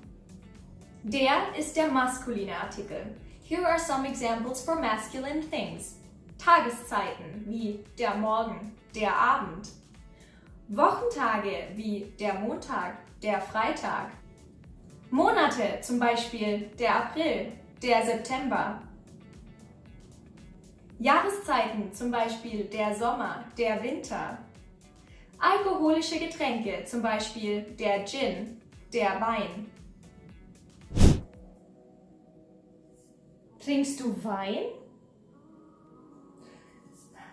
Erst kommt der Gin dran. Aber der Abend ist noch jung. Der Wein ist für deinen Geburtstag. Und der Geburtstag ist erst im Februar. Der Februar ist noch so weit weg. Du weißt schon, dass der Mittwoch ein Arbeitstag ist. Und der Donnerstag übrigens auch. Chuck alert! Der Abend ist noch jung is an expression we use to induce excitement about what is yet to happen. Literally, it means the evening is still young. Anything can still happen. For more useful chunks like this, download our free essential German checking kit, to which the link is in the description.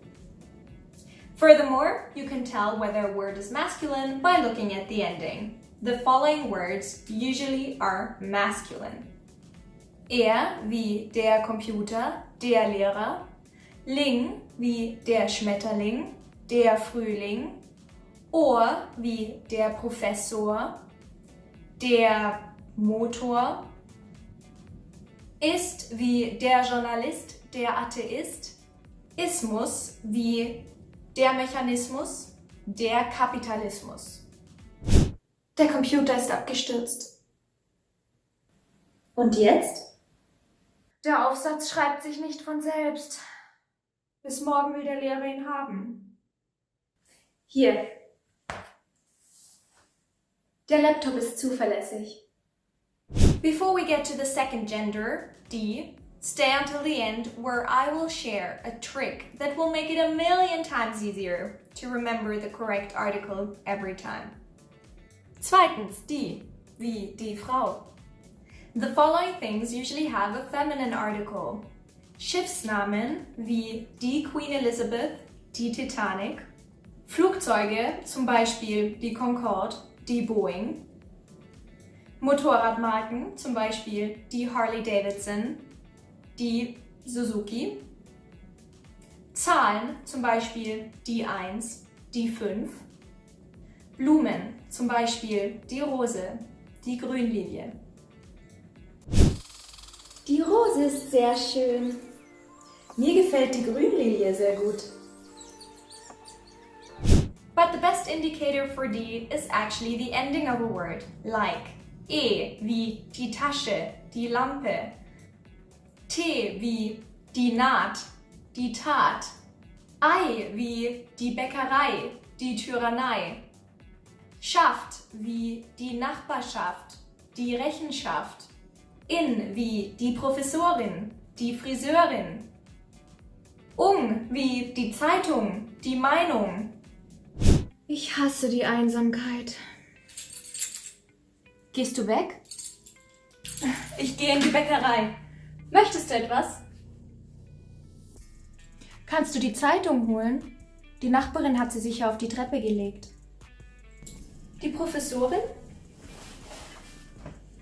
Nein, die Friseurin. Now, the following endings of foreign loanwords indicate a female article as well. Ion wie die Aktion, die Diskussion.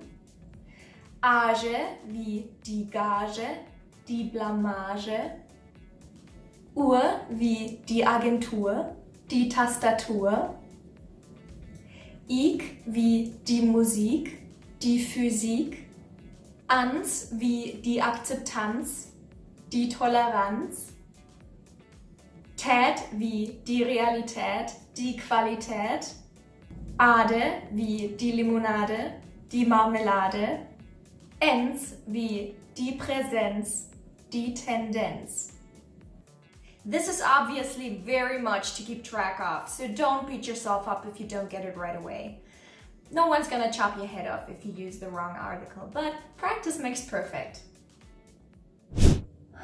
Wo sind die Limonade und die Marmelade? Die Tradition, dass du alles aufisst, nervt langsam. Die Qualität war sowieso schlecht. Das ist die Diskussion nicht wert. Mir fehlt langsam die Akzeptanz. Das ist die Realität. Du hast die Tendenz zu übertreiben. Now, what do we say when something is neither masculine nor feminine? We can always use neuter. Drittens, das wie das Kind. The following items are usually neuter. Farben wie das Blau, das Gelb. Metalle wie das Gold, das Eisen. Chemische Elemente wie das Uran, das Helium. And also any verb that has been turned into a noun is neuter, such as das Schlafen, das Lesen, das Schwimmen, as well as any adjectives that have been turned into a noun, like das Gute, das Schöne. Here are some endings that are usually neuter. O wie das Auto, das Motto. Wie das Museum, das Publikum. Is wie das Hindernis, das Ereignis. Das Häuschen steht ein paar Kilometer außerhalb, sodass wir das Grüne rundherum haben. Das Schöne ist, dass wir das Auto haben. Viel sehen heißt das Motto.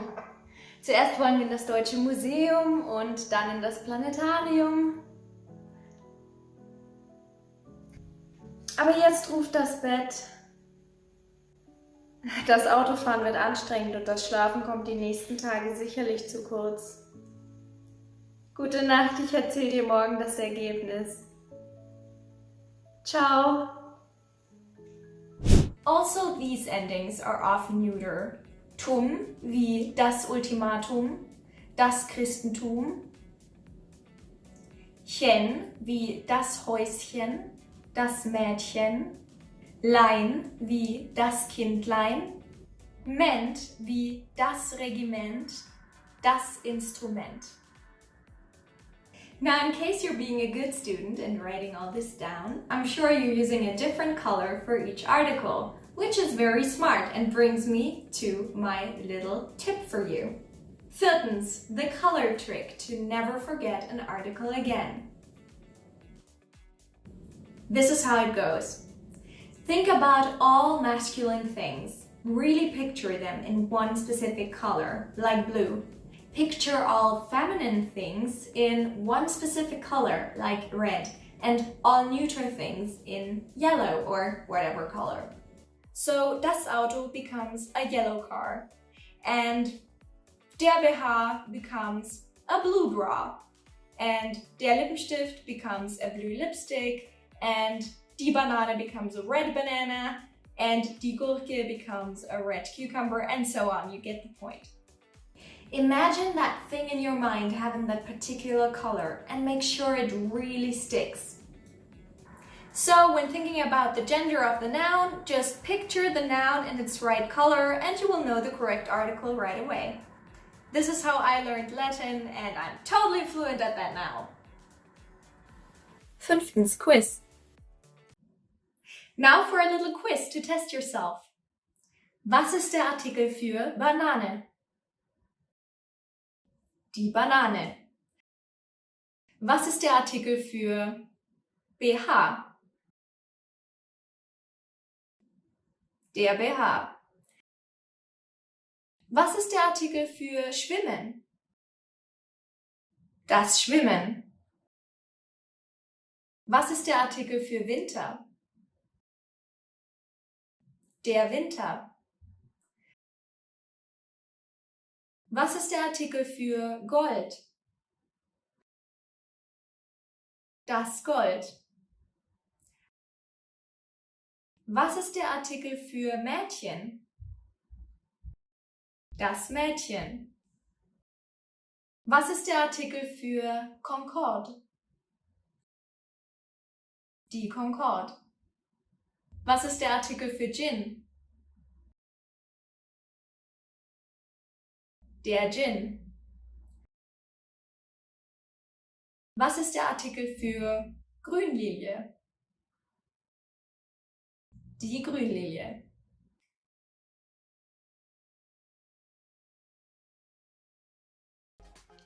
Erstens. Der, die, das. Der, die, and das are the definite articles in German. You use them when you mean one specific person or thing. Schau mal, der Junge hat ein blaues T-Shirt. I said der Junge because I meant one specific boy. But I said ein blaues T-shirt because it's one T-shirt out of a million T-shirts. Definite articles are also used when there is only one of it. For example, der Eiffelturm. Der is only used for masculine words. For example, der Mann, der Hund, der Tisch. Die is only used for feminine words. For example, die Frau, die Katze, die Tasche. Das is only used for neutral words like das Haus, das Kind, das Kissen. What if it's not obvious if the noun is masculine, feminine, or neutral? The best way is to learn the noun with the article. Here, you can memorize it with the color trick. For example, memorize all masculine words in blue, for example, the feminine words in red, and the neutral words in yellow. So if you're not quite sure what article the noun has, just think of the object and its color. Das Kissen ist schön. Woher hast du es? Das Kissen habe ich aus Marokko. Die Statue habe ich aus Deutschland. Okay, das Kissen merke ich mir mit der Farbe Gelb. Die Statue merke ich mir mit der Farbe Rot. Und welchen Artikel hat das? Das ist das Bild. Danke für deine Hilfe. Du kannst mich immer fragen. Chuck alert! If you are not sure what article to use, don't be afraid to ask. You can ask by saying, welchen Artikel hat das? When you got your answer and you want to say thank you, say, danke für deine Hilfe. But what are chunks, you ask? Chunks are word combinations that native speakers use all the time and that you can learn by heart. Get the most important chunks that you will need in a German conversation in our free Essential German Chunking Kit. The link is in the description. If you haven't learned the colors in German yet, don't be afraid. We have a video about it here. Other tips are: colors are always neutral. Das Blau, das Rot, das Orange. Jahreszeiten, Monate oder Wochentage sind immer männlich. Der Frühling, der Februar, der Montag. Almost all types of fruits are feminine. Die Kiwi, die Banane, die Orange. Aber der Apfel. Guys, before we continue, at the end of this video, we will do a quiz to check your knowledge. So stay tuned. Zweitens. Ein, eine. Indefinite articles are used when you don't know the thing or person yet. Da ist ein rotes Auto. Wem gehört es? Or when it's one of many. Das ist ein altes Haus. Davon gibt es viele hier. Ein is used for masculine or neutral words, like ein Mann, ein Haus, ein Hund. Eine is used for feminine words, like eine Frau, eine Tante, eine Katze. Wer ist das? Das ist eine Tante von mir. Du meinst die Tante? Nein, sie ist eine von vielen. Ich habe 5 Tanten. Drittens. Definite versus indefinite articles. Definite articles. Der, die, das. They are used when there is only one of it in the word, or you mean one specific person or thing. Indefinite articles. Ein, eine. You use them when you don't know something or somebody. Also, you use them when it's one of many.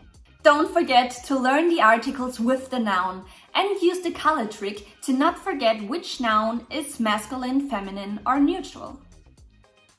Viertens, die as the plural article.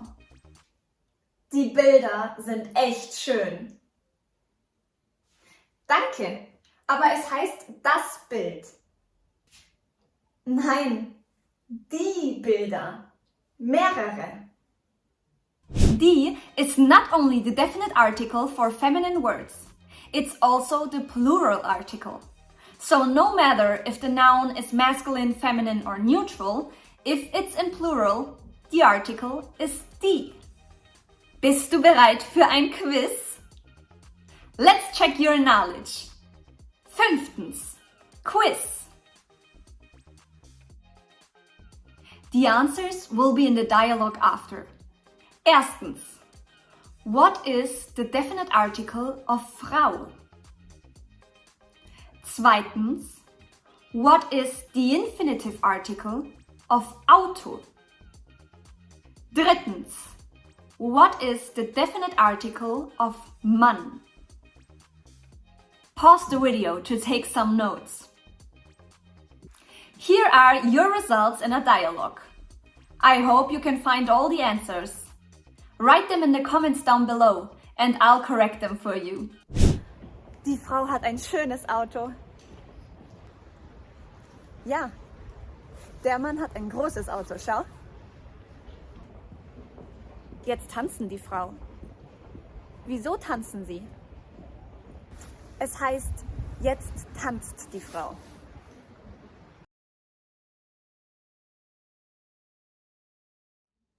Erstens, ich. Ich arbeite als Mathelehrerin.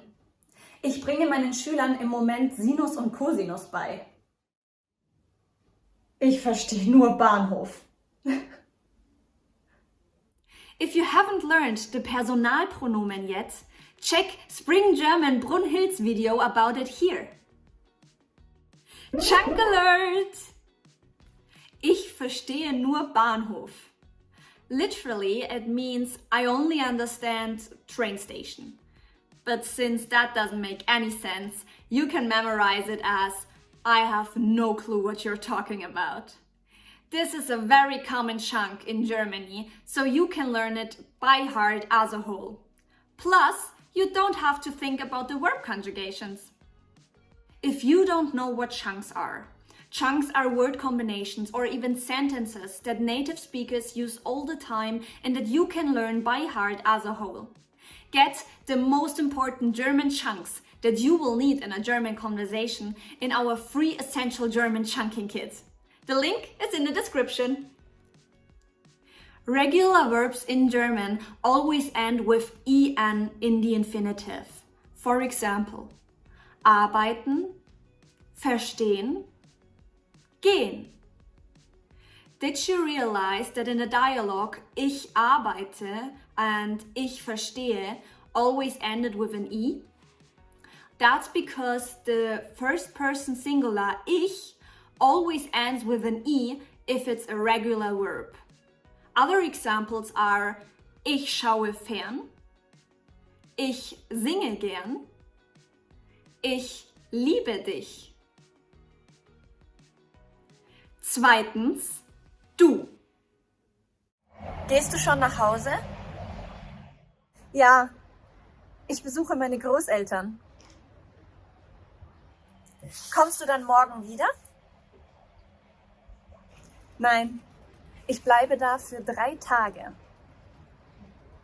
With do, the verbs always end with st, just like in a dialogue. Gehst du schon nach Hause? Other examples are: Du lachst schön. Du arbeitest schnell. Du gehst zu langsam. Drittens, er, sie, es. Triffst du dich mit ihm heute? Ja, Er kocht heute für mich. Er zündet Kerzen an. Das ist so romantisch.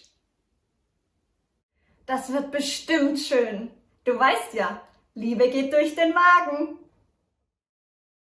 Literally, the proverb Liebe geht durch den Magen means love goes through the stomach. But in English, you would probably say the way through a man's heart goes through his stomach.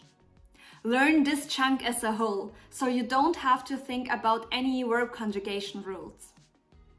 Do you know any other proverbs in German or in your native language? Let me know in the comments down below. In this dialogue, there were a lot of verb conjugations. Er kocht heute Abend für mich. Er zündet Kerzen an. Liebe geht durch den Magen. Maybe you realized already the forms of he, she, it end with a T. Viertens, wir. Wir gehen jetzt nach Hause. Danke für alles. Ach, schade. Wie kommt ihr nach Hause?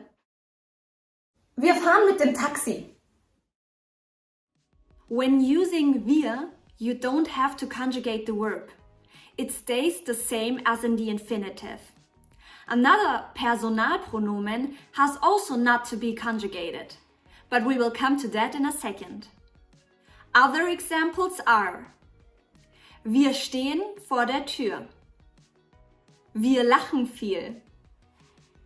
Wir kommen um 9 Uhr. Grammar is important, aber sollte nicht im Fokus stehen. Listening to a language is always the best way to learn it. Fünftens, ihr. Arbeitet ihr schon lange zusammen? Ja, wir arbeiten seit 5 Jahren zusammen. Ihr kennt euch also gut, oder? Ja, wir gehen zusammen durch dick und dünn. Did you realize that the verbs with ihr ended with a T? If you have the infinitives arbeiten and kennen, you have to erase the en at the end and put a T instead of it. Then you have the verb conjugation for ihr. Ihr arbeitet, ihr kennt. Other examples are: Ihr backt. Ihr geht. Ihr trinkt. Sechstens, sie. Kennst du Jana und Marie? Ja, sie wohnen in meiner Nähe. Cool, sie arbeiten mit mir.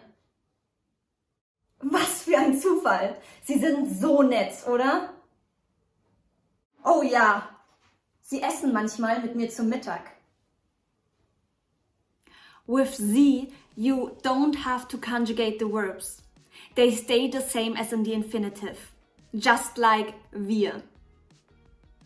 Sie wohnen in meiner Nähe. Sie arbeiten mit mir. Sie essen manchmal mit mir zum Mittag. In the dialogue, they also said something about sie sind so nett. Sie sind is a form of the verb sein, and sein is an irregular verb. You'll learn more about that in an extra video. Let's look at the conjugation table for the verb arbeiten to sum up all the information. But don't forget, you shouldn't learn it by heart because you won't remember this table in a conversation anyway. Siebtens, conjugation table for arbeiten. Ich arbeite. Ich arbeite heute. Du arbeitest. Du arbeitest im Kino. Er, sie, es arbeitet. Er arbeitet morgen nicht. Wir arbeiten. Wir arbeiten im Restaurant. Ihr arbeitet. Ihr arbeitet zusammen, oder? Sie arbeiten. Sie arbeiten zusammen. As you can see on the table, er, sie, es and ihr is conjugated the same way. Er arbeitet, ihr arbeitet. Same with wir and sie. Wir arbeiten, sie arbeiten.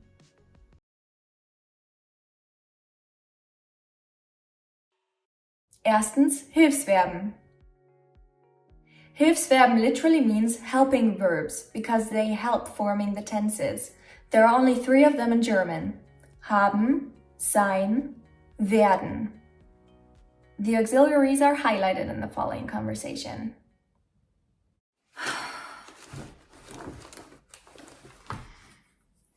Hast du einen Stift für mich dabei?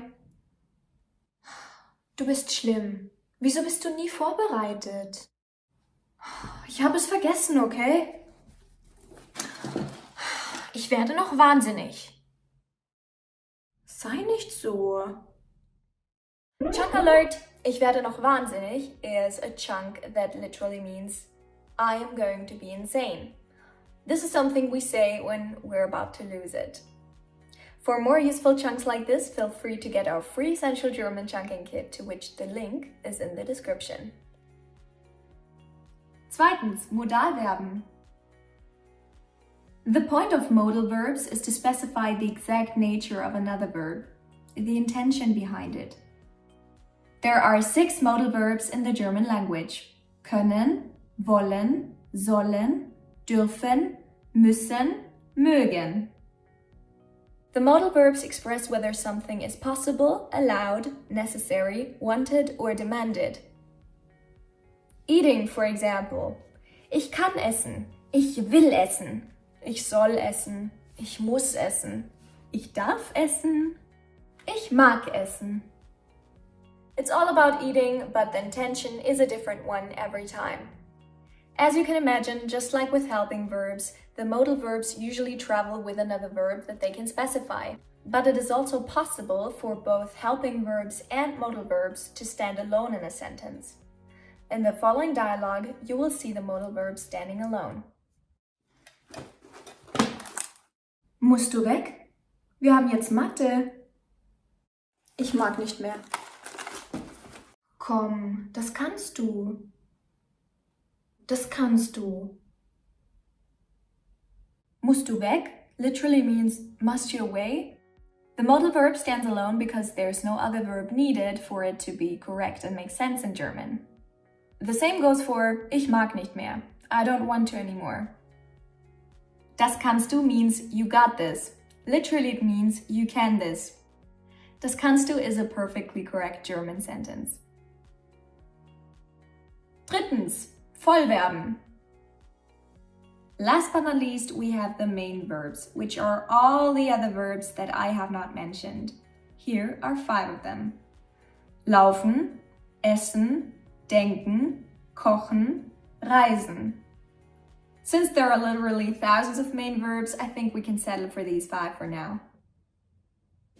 Ich koche heute Indisch. Oh, super. Leider reise ich heute nach München. Schade. Also essen wir nur Frühstück zusammen? Ja. Ich laufe zum Bäcker. Ich denke, wir haben noch Brötchen von gestern Morgen.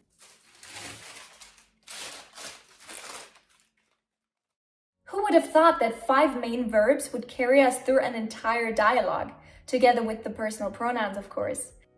As for now, it is time to summarize. Summary. There are 3 kinds of verbs: auxiliaries, modal verbs, and main verbs. The auxiliaries we learned are haben, sein, werden. They help forming the tenses and usually stand with a main verb or a modal verb. There are 6 modal verbs: können, wollen, sollen, dürfen, müssen, mögen. Their job is to specify the intention behind an auxiliary or a main verb. And then we have learned 5 main verbs: laufen, essen, denken, kochen, reisen.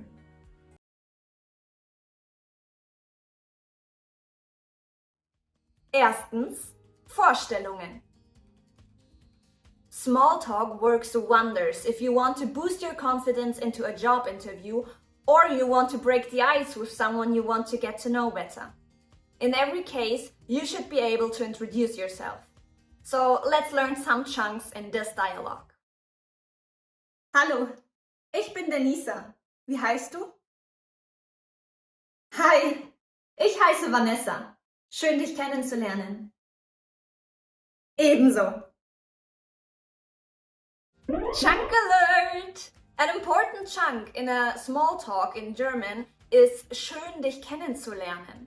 You can say it at the beginning or at the end of a conversation, so the person in front of you knows that it was a pleasure to meet them. The answer to that is ebenso.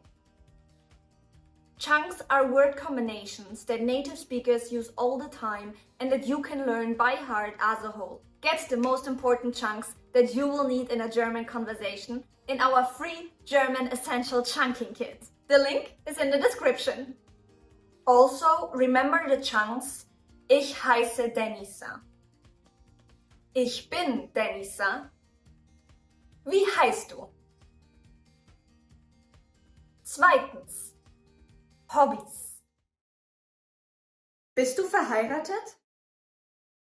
Entschuldige bitte, das ist mir zu persönlich. In a German small talk, you wouldn't necessarily talk about personal information like family, nationality, or problems that you have in that moment. It would be considered as too rude if you cross those boundaries. In other countries, for example in Arabic countries, it's considered as polite to ask about the family first. So in a German small talk, we talk about hobbies, sports, or the weather. Was ist dein Hobby? Ich mache Yoga seit 5 Jahren. Was sind deine Hobbys? Ich lese und tanze gerne. Here are some chunks for you. Was ist dein Hobby? Was sind deine Hobbys? Ich mache gerne. Here are some hobbies that you could mention. Ich spiele gerne Golf. Mir macht Sprachenlernen Spaß. Ich mache gerne Sport. Drittens, Sport. Apropos Yoga, lasst uns über Sport reden. In Germany, soccer is the most popular sport. There are clubs in every city. So the Bundesliga is a big topic to talk about. Hast du das Spiel gestern gesehen? Ja, es war so spannend. Ich hab's verpasst. Wer hat gewonnen? Der FC Bayern natürlich. Bist du ein Fan? Ja, ich freue mich. Wie ist das Spiel ausgegangen? 2:1 für FC Bayern. Sie haben gegen FC Schalke gespielt. These phrases from the dialogue you can learn by heart. Es war so spannend. Bist du ein Fan? Wie ist das Spiel ausgegangen? Wer hat gewonnen? Sie haben gewonnen. Sie haben verloren. Viertens, Wetter. An important topic for German small talk is the weather. Let's learn some chunks in this dialogue. Wie findest du das Wetter heute? Schön, die Sonne scheint. Ja, das stimmt. Aber später wird es regnen. Oh nein, ich habe meinen Regenschirm nicht dabei. To talk about the weather, these chunks can be helpful too. Ich finde das Wetter schön. Ich finde das Wetter schlecht. Schöner Tag heute, nicht? Es ist heiß heute. Es ist kalt heute. Findest du nicht? 5. Interaktives Smalltalk. Now, let's do an interactive small talk together. I will ask you a bunch of questions about your personality, your hobbies, the weather, etc., and you can answer. If I do this motion, pause the video or rewind it to the dialogues to search for the answer. Then, say the answer out loud, of course. I will give you the answers that you can use in the future after that. Los geht's! Hallo, wie heißt du? Here you can answer ich heiße or ich bin and then your name. If you want to continue the conversation, ask und du? Ich heiße Denisa. Schön, dich kennenzulernen.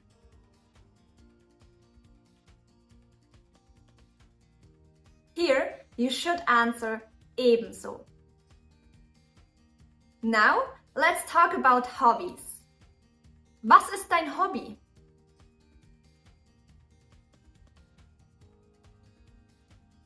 Here, you can answer ich mache gerne and then what you like to do. Vielleicht Sport, lesen oder tanzen?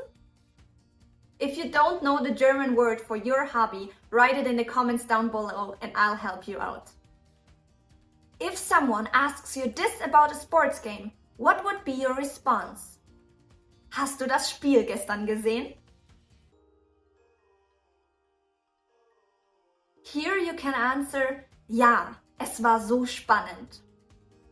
Or ja, es war langweilig.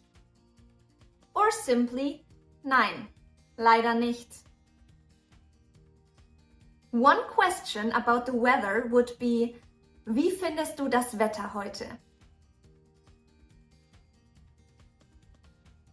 Here you can answer with, ich finde das Wetter schön. Ich finde das Wetter schlecht.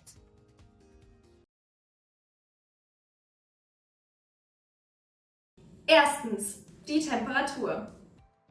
Most important for our choice of outfit is probably the temperature outside.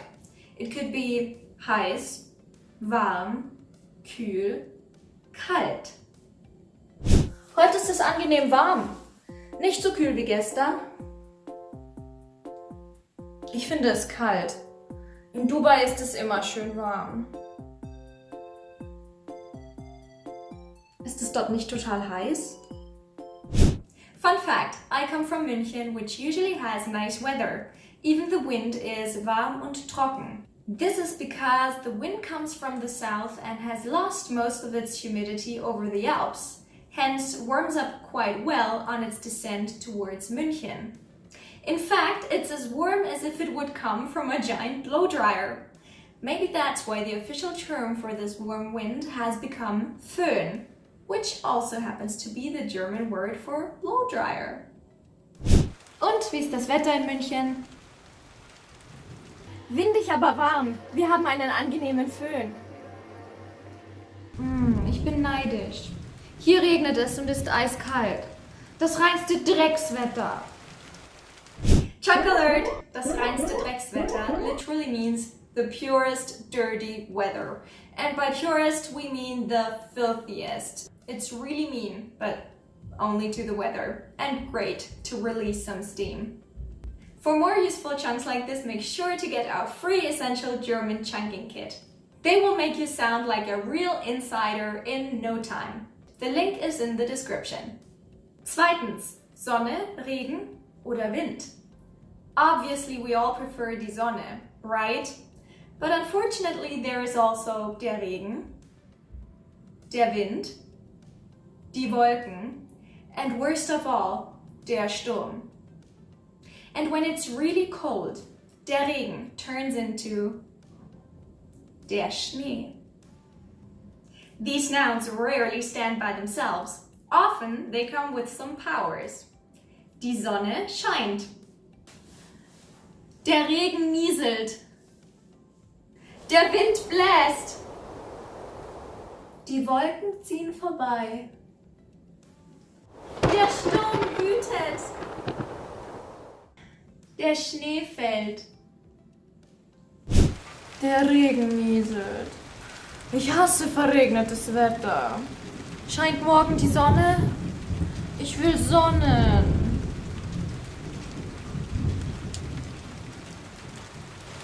Es wird nicht sonnig. Es soll bewölkt, verregnet und windig werden. Vielleicht sogar stürmisch. Oh, was für ein Dreckswetter. See what the girls did there? They used an even smoother way of addressing the weather by using adjectives. This is how you can do it. Die Sonne scheint turns into es ist sonnig. Der Regen nieselt turns into es ist verregnet. Der Wind bläst turns into es ist windig. Die Wolken ziehen vorbei turns into es ist bewölkt. Der Sturm wütet turns into es ist stürmisch. Der Schnee fällt turns into es ist verschneit. But what happens with us when the weather goes nuts? Drittens, Regen macht uns nass. Obviously, the condition of our clothes and skin will be influenced by the weather. Die Sonne macht uns braun oder rot. Regen macht uns nass, aber der Wind trocknet uns. Sonne trocknet uns auch. Hi, ich habe gehört, du kommst aus Dubai. Wie ist das Wetter dort? Es ist immer heiß. Die Sonne scheint den ganzen Tag. Keine einzige Wolke zieht vorbei. Wow, ihr müsst ganz schön schwitzen. Mit Klimaanlage hält man es aus. Die Sonne macht mich glücklich. Some people experience that their mood is tightly linked to the weather. Me, for example. Sonne macht mich glücklich. Schnee macht mich friedlich. Regen deprimiert mich. Sturm motiviert mich. Do you agree? Does the weather have similar effects on you? Share your experience in the comments. Now do you feel comfortable answering the question of questions? Wie ist das Wetter? How's the weather? I'm sure you do. Erstens. Structure of a question sentence. I have already used questions in videos before. Schauen wir uns ein Beispiel an. Gehst du schon nach Hause? Ja, ich besuche meine Großeltern. Kommst du dann morgen wieder? Nein, ich bleibe da für 3 Tage. The structure of a German question is Verb, Subjekt, Objekt. Let's transform the sentence Du gehst schon nach Hause into a question. First thing is switching the subject du and the verb gehst. And second, oh wait, that's it. After switching these two, you get the question Gehst du schon nach Hause? Other examples are Bist du schon 18 Jahre alt? Kommt er heute zur Arbeit? Liest ihr gerne Bücher? Most of the questions work like that. But what if there's a question word before that? Like wer, wie oder was? Zweitens, W-Fragen. In German, we call the question words W-Fragen because they all start with a W. Wer are? Wer bist du? Wie geht's dir? Was ist los? Wo ist mein Buch? Wieso? Warum bist du traurig? Welche Farbe ist deine Lieblingsfarbe? Woher kommst du? Wie viel kostet das Brot? Chunk alert! All these sentences are used very often, but woher kommst du is probably the sentence you will hear the most when visiting another country. You can answer with Ich komme aus and then say the country you're from. You could also say, for instance, Ich komme aus den USA, dem Iran, der Türkei, der Ukraine, Ägypten. I'd love to see your comments down below to see how big this community is. So, ich komme aus Deutschland. Woher kommst du? Watch until the end of this video to learn more about the word woher. If you don't know what chunks are word combinations that native speakers use all the time and that you can learn by heart as a whole. Get the most important chunks in our free Essential German Chunking Kit. The link is in the description. Now, let's start with wer, was und wo. Drittens, wer, was, wo. Hey, was machst du denn hier? Was für ein Zufall. Ich arbeite hier seit 3 Wochen. Was machst du hier? Cool. Ich hol mir nur schnell einen Kaffee. Was already sounds similar to what. Was für ein Zufall. The question is built like this. Was plus Verb plus Subjekt. Wer ist das? Das ist Julian. Wer ist das Mädchen? Das ist wahrscheinlich seine Freundin. Even though wer might sound like where, it's a false friend. Wer means who, and the question is built the same way as in English. Wer plus Verb plus Subjekt. Wo wohnst du denn mittlerweile? Ich wohne jetzt in München. Wo wohnst du? Ich wohne auch in München. Willst du dich mal mit mir treffen? Sehr gerne. Wo means where. You ask like this. Wo plus Verb plus Subjekt. Viertens. Wie viel. Wie kann ich zu dir kommen?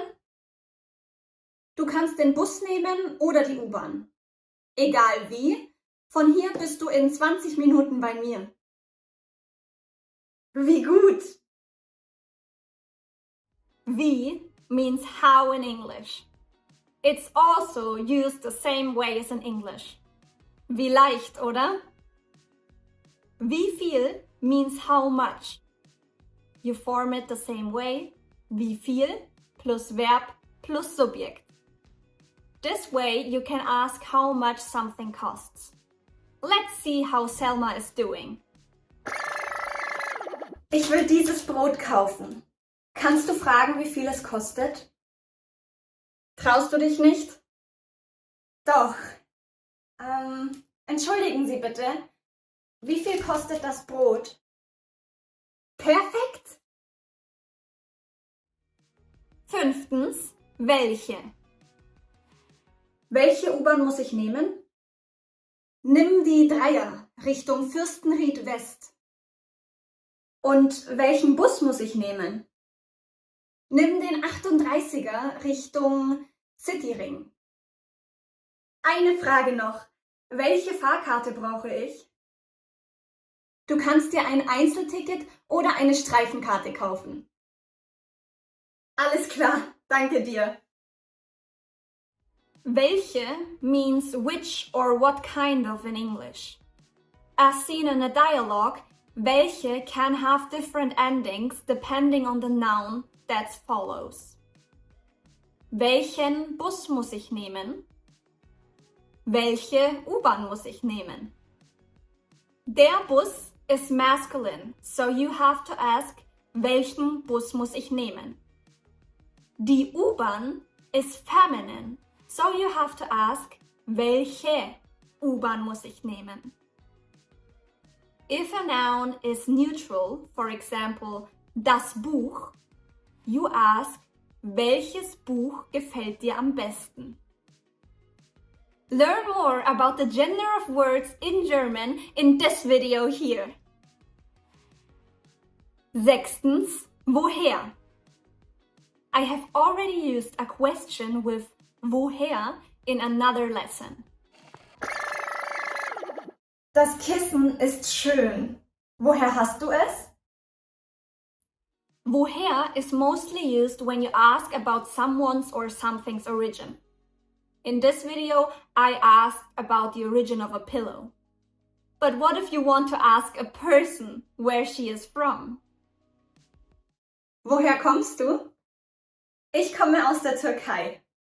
Und woher kommst du? Ich komme aus Deutschland. Entschuldigen Sie, wie komme ich zum Bahnhof? Sie müssen noch 5 Minuten in diese Richtung laufen. Dann sind Sie da.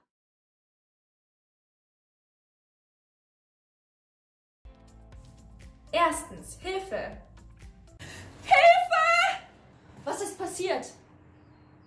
Der Mann hat meine Handtasche gestohlen. Schnell, rufen Sie die Polizei. In welche Richtung ist er gelaufen? Da lang. Hilfe means help. As an outcry, Hilfe is for acute situations, like when you have been robbed. Crying Hilfe also makes sense when you're in a life-threatening situation. Hilfe!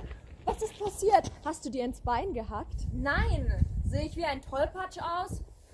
Ich will Hilfe beim Holzhacken, sonst werde ich hier nie fertig. Oh Gott, ich dachte, es wäre was passiert. Weniger denken, mehr Holzhacken.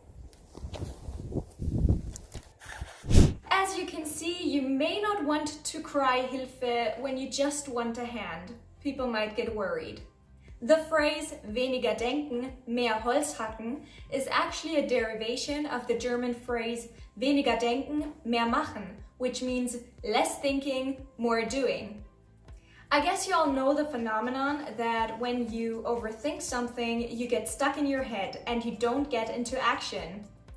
The phrase weniger denken, mehr machen is an attempt to keep us from falling into the overthinking trap. For more helpful insider chunks like weniger denken, mehr machen, make sure to download our free essential German chunking kit. The link is in the description. Zweitens, Entschuldigung. In less life-threatening matters, Entschuldigung is a great way to catch someone's attention. Entschuldigung, können Sie mir sagen, wie ich zum Bahnhof komme? Ja, sicher. Da vorne links und dann einfach immer geradeaus. Da vorne links. Genau. Einfach der Straße folgen. Vielen lieben Dank. Sehr gerne. Schönen Abend noch. Gleichfalls. You can also use the phrase to reprimand someone. Oh, black night, and it's still Entschuldigung, kannst du bitte etwas leiser sein? Danke dir. As you can see, Entschuldigung is an expression that you can follow up with any request. But before stating your request, you may want to make sure that the person you're addressing has a moment to spare in the first place. For that, you can use the following chunk. Drittens, haben Sie einen Moment Zeit? Haben Sie einen Moment Zeit is not a must. You could also state your request directly. But haben Sie einen Moment Zeit takes out some pressure for you because you reassure yourself that you're not stalling the other person from their own urgent matters. After you have someone's attention and you know they have time, it's the golden opportunity for you to state your request. Viertens, können Sie mir bitte helfen? Entschuldigung, haben Sie einen Moment Zeit? Ja, schon. Können Sie mir bitte helfen? Ich habe einen Platten. Okay, brauchst du Hilfe beim Auswechseln? Ich habe keinen Ersatzreifen dabei. Dann musst du wohl den ADAC anrufen. So let's take a moment to understand what the ADAC is. ADAC stands for Allgemeiner Deutscher Automobilclub, which means as much as General German Car Club. It's Europe's largest automobile association. Its original and most well-known service is roadside assistance. So if your car ever breaks down, the ADAC is always an option. And it has its headquarters in München, which is my hometown. Können Sie mir bitte helfen is in itself not a specific request. Turns out what Marie really needed was to get a spare tire. This is how she could have asked more specifically. Fünftens, haben Sie The chunk haben Sie is great if you need something and you want to find out if the other person has it on them for you to borrow. Like, Entschuldigung, haben Sie einen Ersatzreifen? Entschuldigung, haben Sie einen Schraubenzieher? Entschuldigung, haben Sie eine Luftpumpe? Entschuldigung, haben Sie einen Hammer? Brauchen Sie Hilfe? Haben Sie eine Luftpumpe dabei? Ich habe einen Platten. Leider nicht. Tut mir leid. Of course, you could also ask for more earthly things like Entschuldigung, haben Sie ein Tempotaschentuch? Entschuldigung, haben Sie einen Kaugummi? Entschuldigung, haben Sie ein Feuerzeug? Entschuldigung, haben Sie eine Zigarette? Entschuldigung, haben Sie Feuer? Ja, klar. Vielen Dank, Sie sind meine Rettung. Behalten Sie es. Ich habe mit dem Rauchen aufgehört. Oh, okay, danke. Chunk alert! Haben Sie Feuer is a way of asking somebody for a lighter. Literally, haben Sie Feuer means do you have fire? Haben Sie ein Feuerzeug means do you have a lighter? Haben Sie Feuer is equivalent to haben Sie ein Feuerzeug. So now you know they're not asking you how passionate you are, haben Sie Feuer? No, they just want to light a cigarette. So what if you want to light a cigarette and you can see someone else is already doing it? When you already know that somebody else has what you desire, you can jump to the question whether you can borrow it right away. Entschuldigung, kann ich Ihr leihen? Sechstens, kann ich Ihr leihen?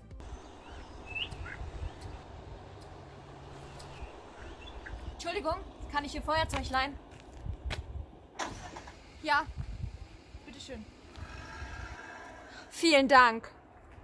Sie sind meine Rettung. Sehr gerne. Sometimes we can use this phrase without even having seen that the other person has the desired item on them, because it's just safe to assume that they do, like with a cell phone, right? In such a case, we could just ask directly, Entschuldigung, kann ich Ihr Handy leihen? Entschuldigung, kann ich Ihr Handy leihen? Haben Sie kein Handy? Mein Akku ist alle und ich habe einen Platten. Ich muss den ADAC anrufen. Ah, okay. Hier, bitteschön. Danke. A little tip, if you want to maximize your chances of getting the desired item, you can add the words kurz or schnell. Entschuldigung, kann ich schnell Ihr Handy leihen?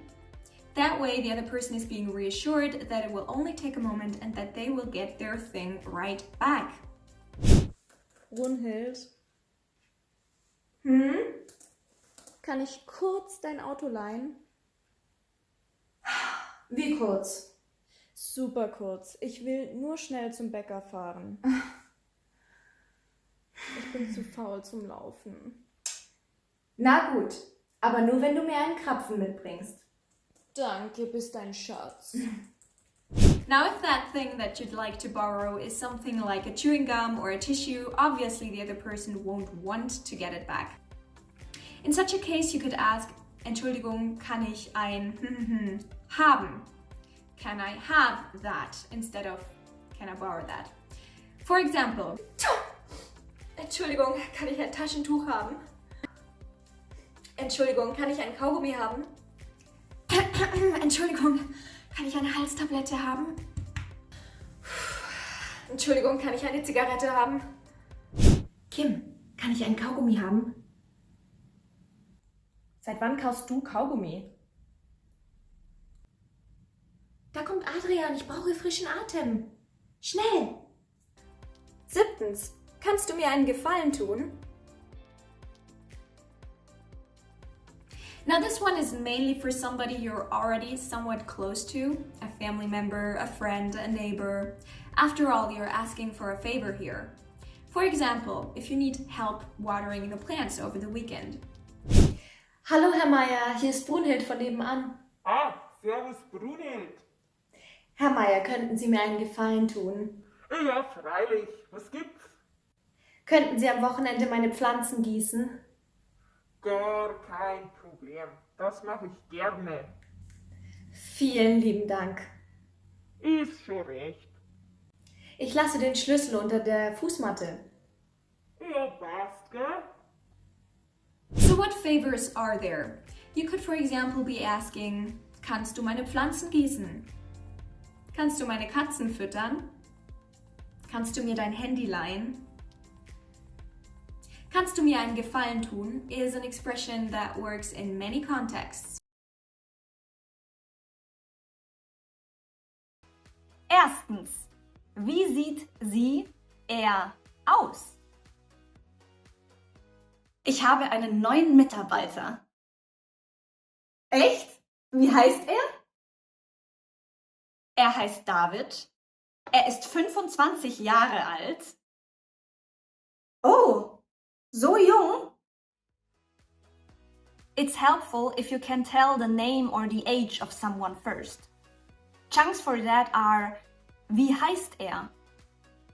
Er heißt, wie alt ist sie? Sie ist Jahre alt. To learn more about introductions, check this video here. Und wie sieht er aus? Er ist attraktiv, groß und schlank. Also nicht klein und dick. Nein, gar nicht. Chunk Alert! Wie sieht er, sie aus? That's the most used question when talking about a description. You use er when you're talking about a boy or a man, and sie if it's a girl or a woman you're referring to. Chunks are word combinations that are often used by native speakers and that you can learn by heart as a whole. If you click the link in the description, you will find our free essential German chunking kit, where you can find all the chunks that you need when talking in German. Helpful adjectives are klein, like kleine Frau. Groß, like großer Junge. Dick, like dicker Mann. Dünn, like dünner Mann. Hübsch, like hübsche Frau. Attraktiv, like attraktiver Mann. Hässlich, like hässlicher Hund. Alt, like alte Frau. Jung, like junge Frau. Zweitens, welche Haarfarbe hat sie, er?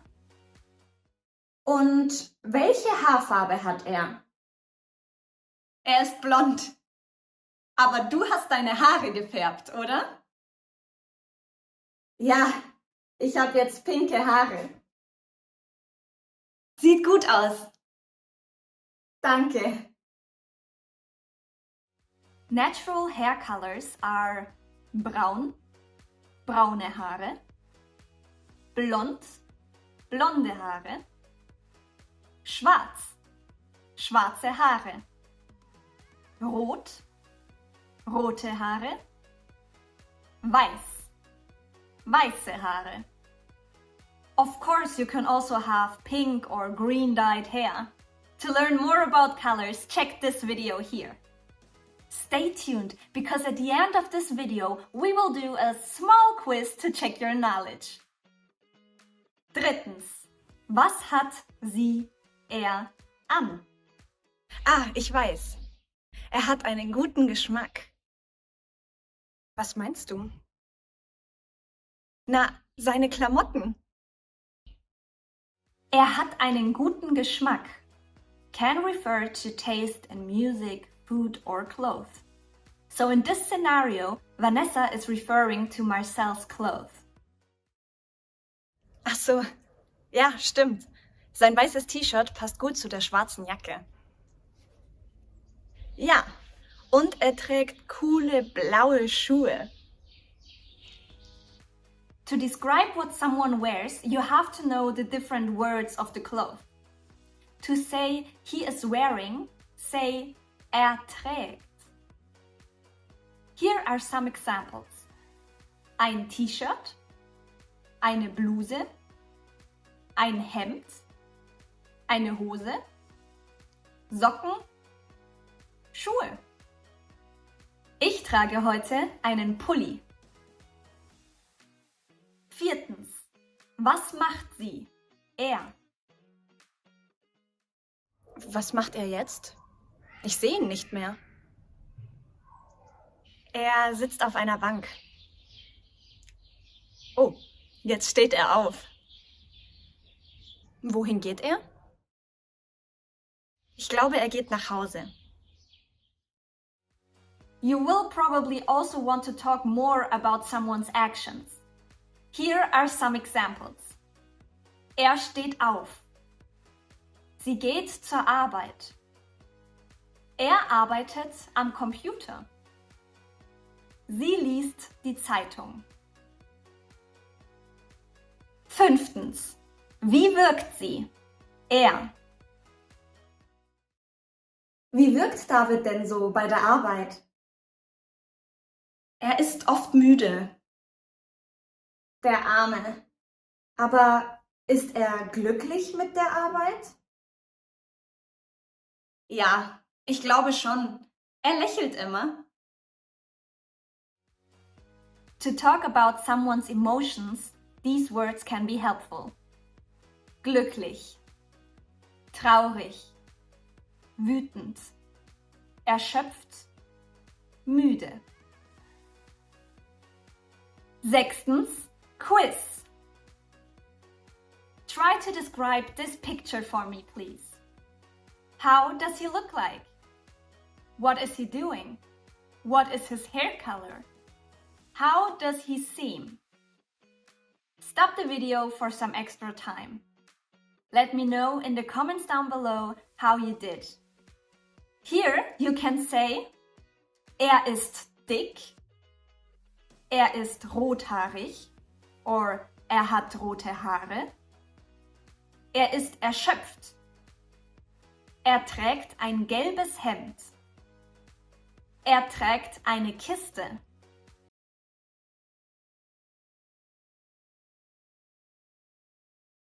Erstens, woher kommst du? Woher kommst du? Ich komme aus der Türkei. Und woher kommst du? Ich komme aus Deutschland. Chunk alert! Woher kommst du is the most used question when talking about the origin. I wouldn't necessarily ask it from the beginning, but if you know the person better or you think they wouldn't bother, you can ask that. Most of the time they will answer, ich komme aus, which literally means I'm coming from, but can be translated as I'm from. If you check the link in the description, you will get our free essential German chunking kit, where you can find all the chunks that you need to know in a German conversation. Another option to answer the question is to say ich bin and then your nationality. That can look like this. Woher kommst du? Ich bin Türkin. Und woher kommst du? Ich bin Deutsche. Zweitens, über Nationalitäten sprechen. Let's translate some countries in German. Türkei, Deutschland, Brasilien, Ukraine, Syrien, Spanien, Frankreich, Polen, Russland.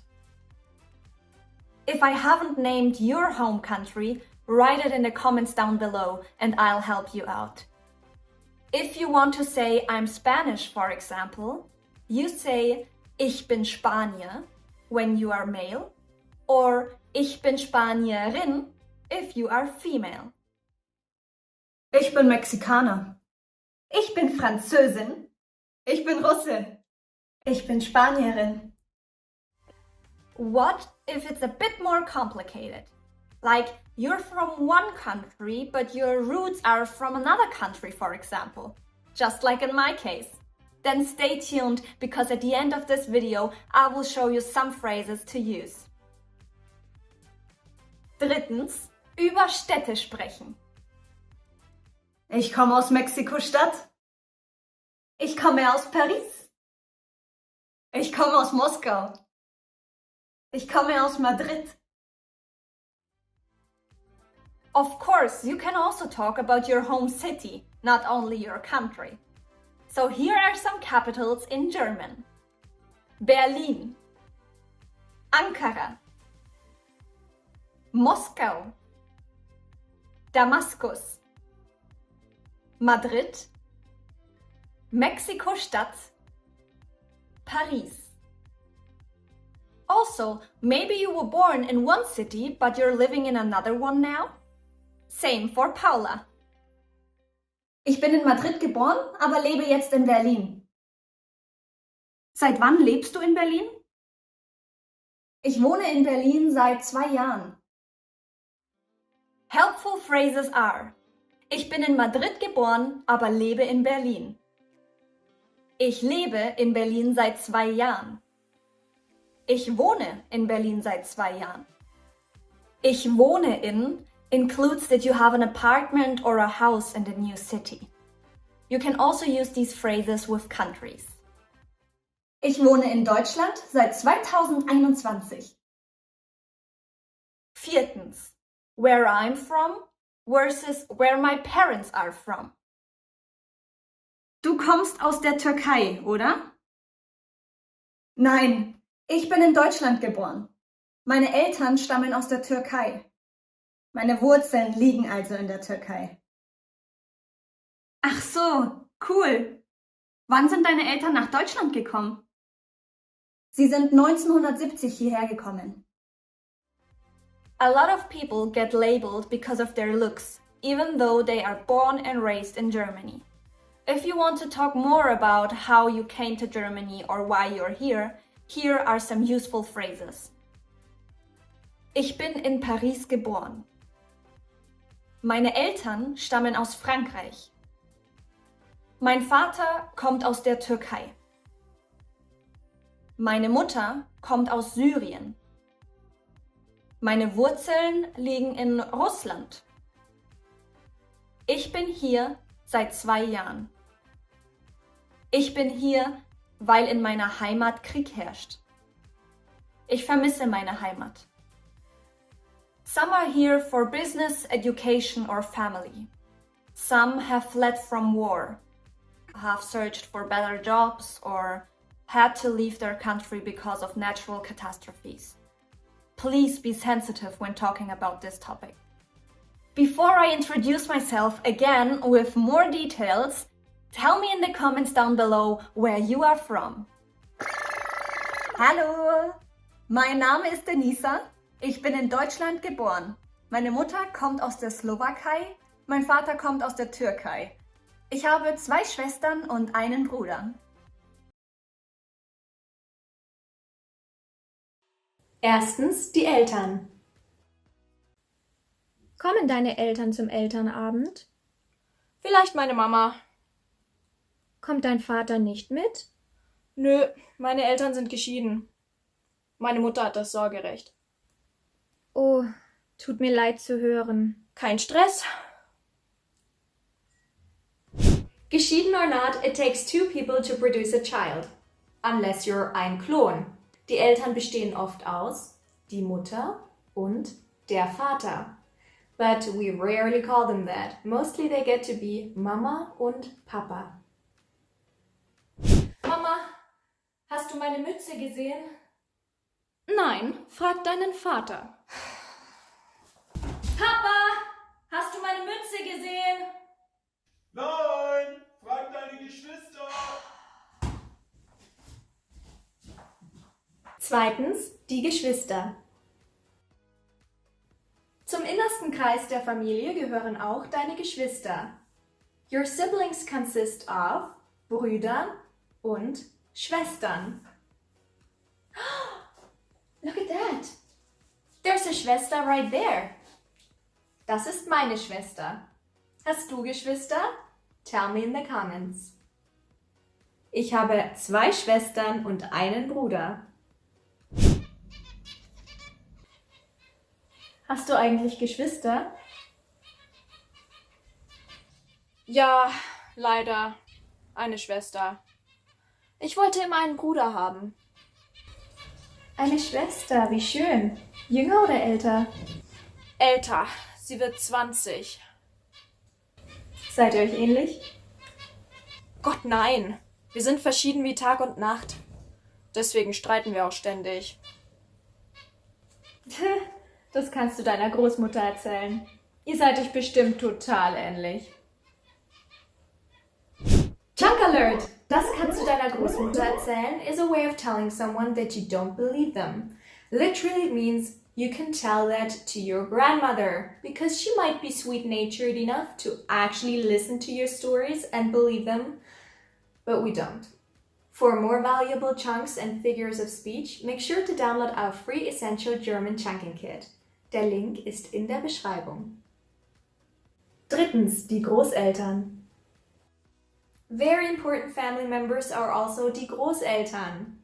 That means die Großmutter, more often die Oma, and der Großvater, more often der Opa. Was machst du? Ich schreibe eine Karte an Oma. Sie hat übermorgen Geburtstag. Dann schreibe ich eine an Opa. Wieso? Opa hat doch nicht Geburtstag. Trotzdem, wenn Oma eine Karte bekommt, dann muss Opa auch eine bekommen. Schreib lieber an Onkel Ewald. Der hat nächste Woche Geburtstag. Dann muss Tante Elfriede aber auch eine bekommen. Viertens, die Onkel und Tanten. Our father's brother is also our Onkel väterlicherseits. Our father's sister is our Tante väterlicherseits. Our mother's brother is our Onkel mütterlicherseits, and our mother's sister is our Tante mütterlicherseits. And I'm gonna let you in on a little secret. Onkel und Tanten are actually the best because they produce Cousinen und Cousins. Fünftens, die Cousinen und Cousins. Our male cousin is our cousin and our female cousin is our Cousine. Hast du Cousinen oder Cousins? Ich habe 2 Cousinen und einen Cousin. Marie, was gibt's? Hey Monika, am Wochenende kommen meine Cousinen zu Besuch. Oh, wie schön! Wie heißen deine Cousinen? Sigyn, Saga und Ilva. Das sind seltene Namen. Ja, mein Onkel mag nordische Namen. Wie alt sind deine Cousinen? Sie sind 18, 16 und 14 Jahre alt. Sechstens, die Haustiere. Here are some examples for the most important family members. Warum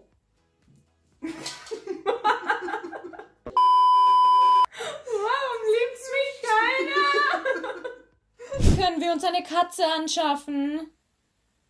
Ich will lieber einen Hund. Warum? Hunde stinken. Und Katzen sind unsozial? Du bist unsozial. I can't believe I'm only mentioning these most important of family members last.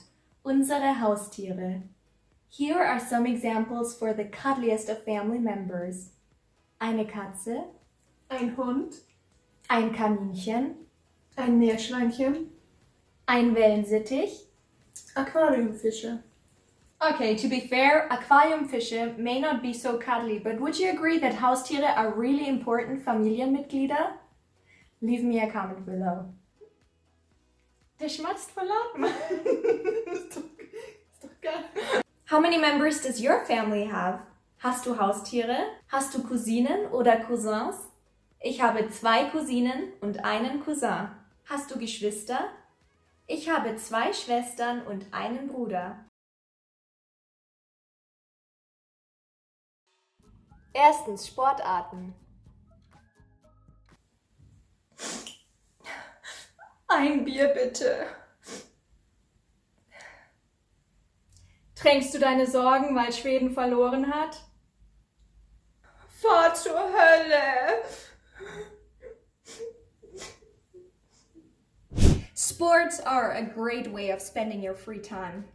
Ball sports are very popular in Germany, such as Fußball spielen, Basketball spielen, Volleyball spielen, Handball spielen.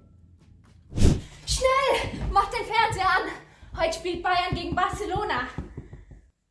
Das ist mir wurscht. Ich will das Basketball-Halbfinale sehen. Türkei gegen Serbien. Wen interessiert Basketball, wenn Fußball im Fernsehen ist? Los, gib mir die Fernbedienung. Chunk alert! Das ist mir wurscht. Literally means that is sausage to me. We say this when we couldn't care less about something, or something else is just way more important. For more funny chunks and figures of speech, feel free to download our free Essential German Chunking Kit. Der Link ist in der Beschreibung. Now there's also ball sports which require some sort of rackets, like Eishockey spielen, Tennis spielen, Golf spielen, Tischtennis spielen. Ja? Daisy, schön, dass ich dich erreiche. Möchtest du am Samstag mit uns Tennis spielen? Oh, tut mir leid, Erhard. Ich bin schon zum Golfspielen verabredet. Schade. Other popular sports are, for example, Kampfsport trainieren, Schwimmen, Joggen, Surfen. One of these activities is actually an interest I've had since childhood. Watch until the end to learn which one it is. Zweitens, geistige Hobbys. Sometimes you can let your brain do the exercise. Here are some hobbies that don't require your body, but your mind. Such as lesen, Gedichte schreiben, bloggen, Sprachen lernen. Hallo. Hi, lange nicht gesehen. Was machst du so? Ich lerne Spanisch. Wow, wie machst du das?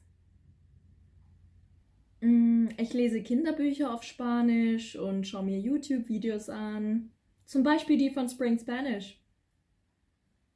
Schlau! Then there's also intellectual hobbies that are a bit more interactive, like Kartenspielen or Brettspiele spielen, such as Schachspielen.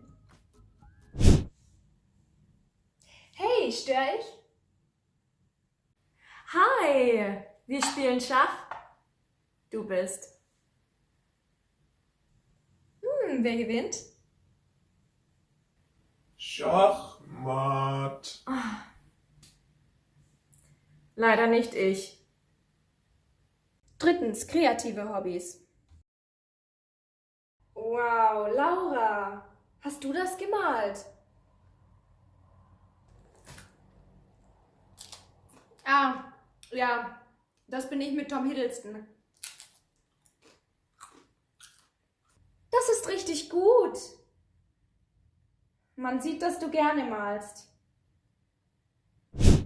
Creative hobbies are awesome because they often result in something you can look at afterwards and be proud of. Zum Beispiel Zeichnen, Malen, Kalligraphie, Töpfern, Schreinern, Backen. Was machst du? Ich backe Muffins. Oh, lecker. Kriege ich auch welche? Ja, klar. Creative hobbies change over time. Here's what our grandmothers used to do. Nähen, häkeln, stricken, sticken. Did you have a grandmother who made art with needles, or are you maybe doing it yourself? Let me know in the comments. 4. Musikalische Hobbys. Let's face it, being able to make music yourself is a wonderful skill to have. Such as Klavier spielen, Gitarre spielen, Schlagzeug spielen, singen. Berge, wir gehen Wallera, es grünen die Felder, die Höhen Wallera. Wir wandern ohne Sorgen, singend in den Morgen. Boah, Eva, kannst du nicht mal die Klappe halten? Warum? Singen ist mein Hobby. Okay, und Stille ist mein Hobby? Spielverderber. 5. Naturverbundene Hobbys. Being in nature is honey for the soul, don't you think? Here's what you could do. Wandern, klettern, reiten, Fahrradfahren, angeln, Bogenschießen, Vögel beobachten, Skifahren. Angeln ist einfach toll. Ich weiß nicht, seit Stunden sitzen wir hier rum. Kein einziger Fisch hat gebissen. Vielleicht, weil du seit Stunden deinen Schnabel nicht halten kannst. Was? Nichts. 6. Wozu sind Hobbys gut? Apart from what we have already mentioned, here are some examples for what hobbies can do for you. Hobbys können deine Beziehung zu anderen stärken. Hobbys helfen dir, Stress abzubauen und zu entspannen. Hobbys sind perfekt, um neue Fähigkeiten zu erlernen. So now that we've established that hobbies are good for us, we can draw the conclusion that talking about them is also good. But how do we do that? 7. Über Hobbys sprechen. Here are 3 examples how you could ask someone what their hobbies are. Was machst du gerne in deiner Freizeit? Was hast du für Interessen? Was sind deine Hobbys? The answer to this could be, meine Hobbys sind mir gefällt mir macht Spaß. Was sind deine Hobbys? Why don't you share your hobbies in the comments using the sentence structures we just learned? Gutes Training heute. Wie lange trainierst du schon Kickboxen? Seit meiner Kindheit. Oh wow, so lange schon? Hast du noch andere Interessen? Ja, sicher. Außer Kampfsport sind meine Hobbys Lesen und Zeichnen. Ich gehe auch gern wandern. Du hast viele Hobbys. Ja. Und was machst du gerne in deiner Freizeit? Mir macht Kochen und Backen Spaß. Ich esse gern, aber kann nicht kochen. Ich bringe es dir bei, wenn du willst. Mir gefällt es, mit Freunden zu kochen. Sehr gerne. Can you relate to any of these interests? Was machst du gerne in deiner Freizeit?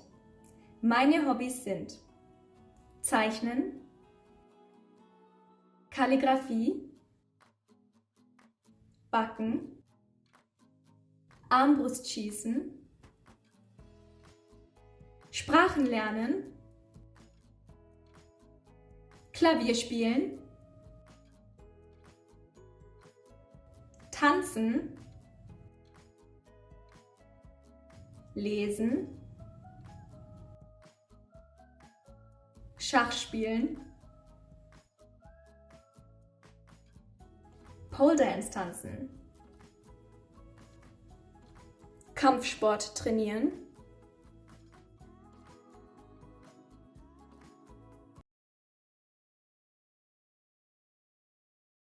Erstens, was für Berufe gibt es? I think it's safe to say that there's enough Berufe for every skill, interest and taste out there. Let me introduce 8 of the most common German occupational fields to you. Betriebswirtschaft. A job here could be Kaufmann und Kauffrau. Erziehung. A job here could be Erzieher und Erzieherin. Bauwesen. A job here could be Bauingenieur und Bauingenieurin. Medizin. A job here could be Krankenpfleger und Krankenschwester. Informationstechnologie. A job here could be Programmierer und Programmiererin. Managementmethoden. A job here could be Personalvermittler und Personalvermittlerin. Landwirtschaft. A job here could be Landwirt und Landwirtin. Gastronomie. A job here could be Koch und Köchin. Und, was studierst du?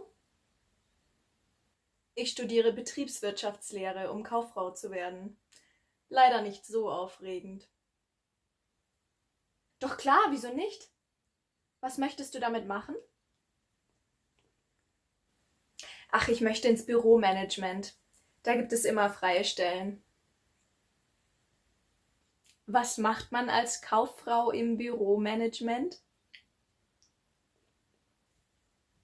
Naja, man erledigt zum Beispiel den Schriftverkehr, entwirft Präsentationen, beschafft Büromaterial, bereitet Sitzungen vor oder organisiert Dienstreisen. Hey, hörst du überhaupt zu? Ja, hört sich super spannend an. Now, I'm aware that this is a fluent conversation which may be hard to follow the first time, but through conversations like this, we learn sentences and chunks which get us to talk faster. For more useful chunks like this, feel free to download our free Essential Chunking Kit. Der Link ist in der Beschreibung. Zweitens, wo kann man arbeiten? An occupation is often linked to a certain work environment. If somebody tells you, ich arbeite in einem Restaurant, you will probably already have an idea of what their job could be. Possibly they are a Servicekraft, like a Kellner or Kellnerin, a Koch or Köchin, or a Küchenchef or Küchenchefin. When someone says, ich arbeite an einer Schule, you know that possible jobs could be Lehrer, Lehrerin, Rektor, Rektorin, or Schulpsychologe, Schulpsychologin. Of course, these are just some examples. If someone says, ich arbeite für eine Fluggesellschaft, you know that possible jobs here are Pilot, Pilotin, Flugbegleiter, Flugbegleiterin, Flugzeugingenieur, Flugzeugingenieurin. When someone says, ich arbeite in einem Krankenhaus, they could be working as a Krankenpfleger, Krankenpflegerin, Arzt, Ärztin, Chirurg, Chirurgin. And when someone says, ich arbeite am Theater, possible jobs could be Maskenbildner, Maskenbildnerin, Schauspieler, Schauspielerin, Intendant, Intendantin. Wo arbeitest du? Schreibe es mir in die Kommentare, aber natürlich auf Deutsch. And I will guess what your job is. Drittens, warum arbeiten wir? Work can make an important part of our Identität. Or it could just be a way of making money so that we can find Selbstverwirklichung in our free time. Here are some reasons to work. For example, Idealismus. One reason to work is that we believe in what we're doing. Possible jobs here could be something with Tierschutz, Umweltschutz, soziale Arbeit. It could also be Krankenpflege, Politik, or Lehramt. I think it's safe to say that these are wichtige Berufe that make our world a better place. Wie viel verdient man eigentlich mit Journalismus? Kommt drauf an, aber man macht es nicht für das Geld. Wofür dann? Eher aus Idealismus und um sich selbst zu verwirklichen. Womit möchtest du später mal arbeiten? Ich will mit Tierschutz arbeiten. Tiere müssen artgerecht leben können. Da hast du recht. Das ist auch Idealismus. Apart from Idealismus, we could also work for Selbstverwirklichung. So the primary goal with our work would be to utilize a certain talent. With this motivation, we would work, um unser Potenzial auszuschöpfen. For example, Schönheit und Aura could lead us to become ein Model. Schreibtalent could lead us to become ein Journalist, eine Journalistin. Sportlichkeit could lead us to become ein Berufssportler, eine Berufssportlerin. Handwerkliches Geschick could lead us to become ein Handwerker, eine Handwerkerin. Schauspieltalent could lead us to become ein Schauspieler, eine Schauspielerin. Ehrgeiz could lead us to become ein Unternehmer, eine Unternehmerin. Wow, du hast in fast jedem Fach Einsen. Bist du hochintelligent? Das vielleicht nicht, aber ich habe Ehrgeiz. Willst du Raketenwissenschaftlerin werden? Nein, Anwältin. Since we often enjoy what we're good at, it makes sense to pick a career based on talent.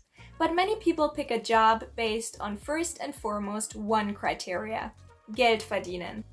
Gut bezahlte Berufe in Deutschland sind Pilot, Pilotin, Anwalt, Anwältin, Physiker, Physikerin, Opernsänger, Opernsängerin, Steuerberater, Steuerberaterin, Projektmanager, Projektmanagerin.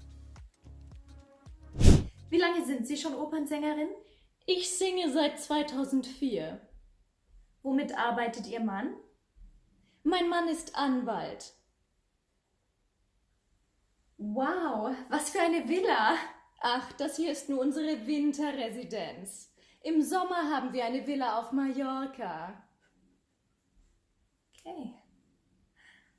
Okay. I think we can all agree that Geld verdienen has its perks. But how we want to make money and how much is up to us. Unless we have a super ambitious parent who has our career all worked out for us. Which can be ein Fluch und ein Segen. Chunk alert! Ein Fluch und ein Segen literally means a blessing and a curse. So, ein Fluch und ein Segen zugleich means both a blessing and a curse. It's something you say when something's great and terrible at the same time. For more direct and useful chunks like this, feel free to download our free Essential German Chunking Kit. The link is in the description. Na, meine kleine Tierärztin, dann zeig mal dein Zeugnis. Ich will gar nicht mehr Tierärztin werden. Oh je, Kim. Mit diesen Noten wirst du es auch nicht. Ja, passt. Passt? Passt? Willst du dein Potenzial verschwenden? Ich will einfach nur glücklich sein. Du willst faul sein. Das ist es, was du willst. Viertens, Zusammenfassung. We went through the most common occupational fields in Germany, like Erziehung, Medizin,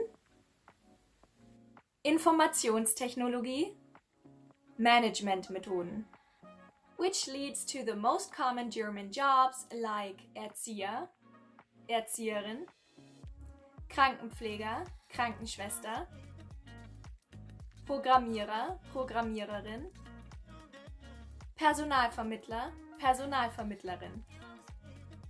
We also had a look at some examples for Arbeitsplätze. Zum Beispiel ein Restaurant, eine Fluggesellschaft, eine Schule, ein Theater. We also looked at the most well-paid jobs like Anwalt, Anwältin, Steuerberater, Steuerberaterin, Opernsänger, Opernsängerin, Projektmanager, Projektmanagerin.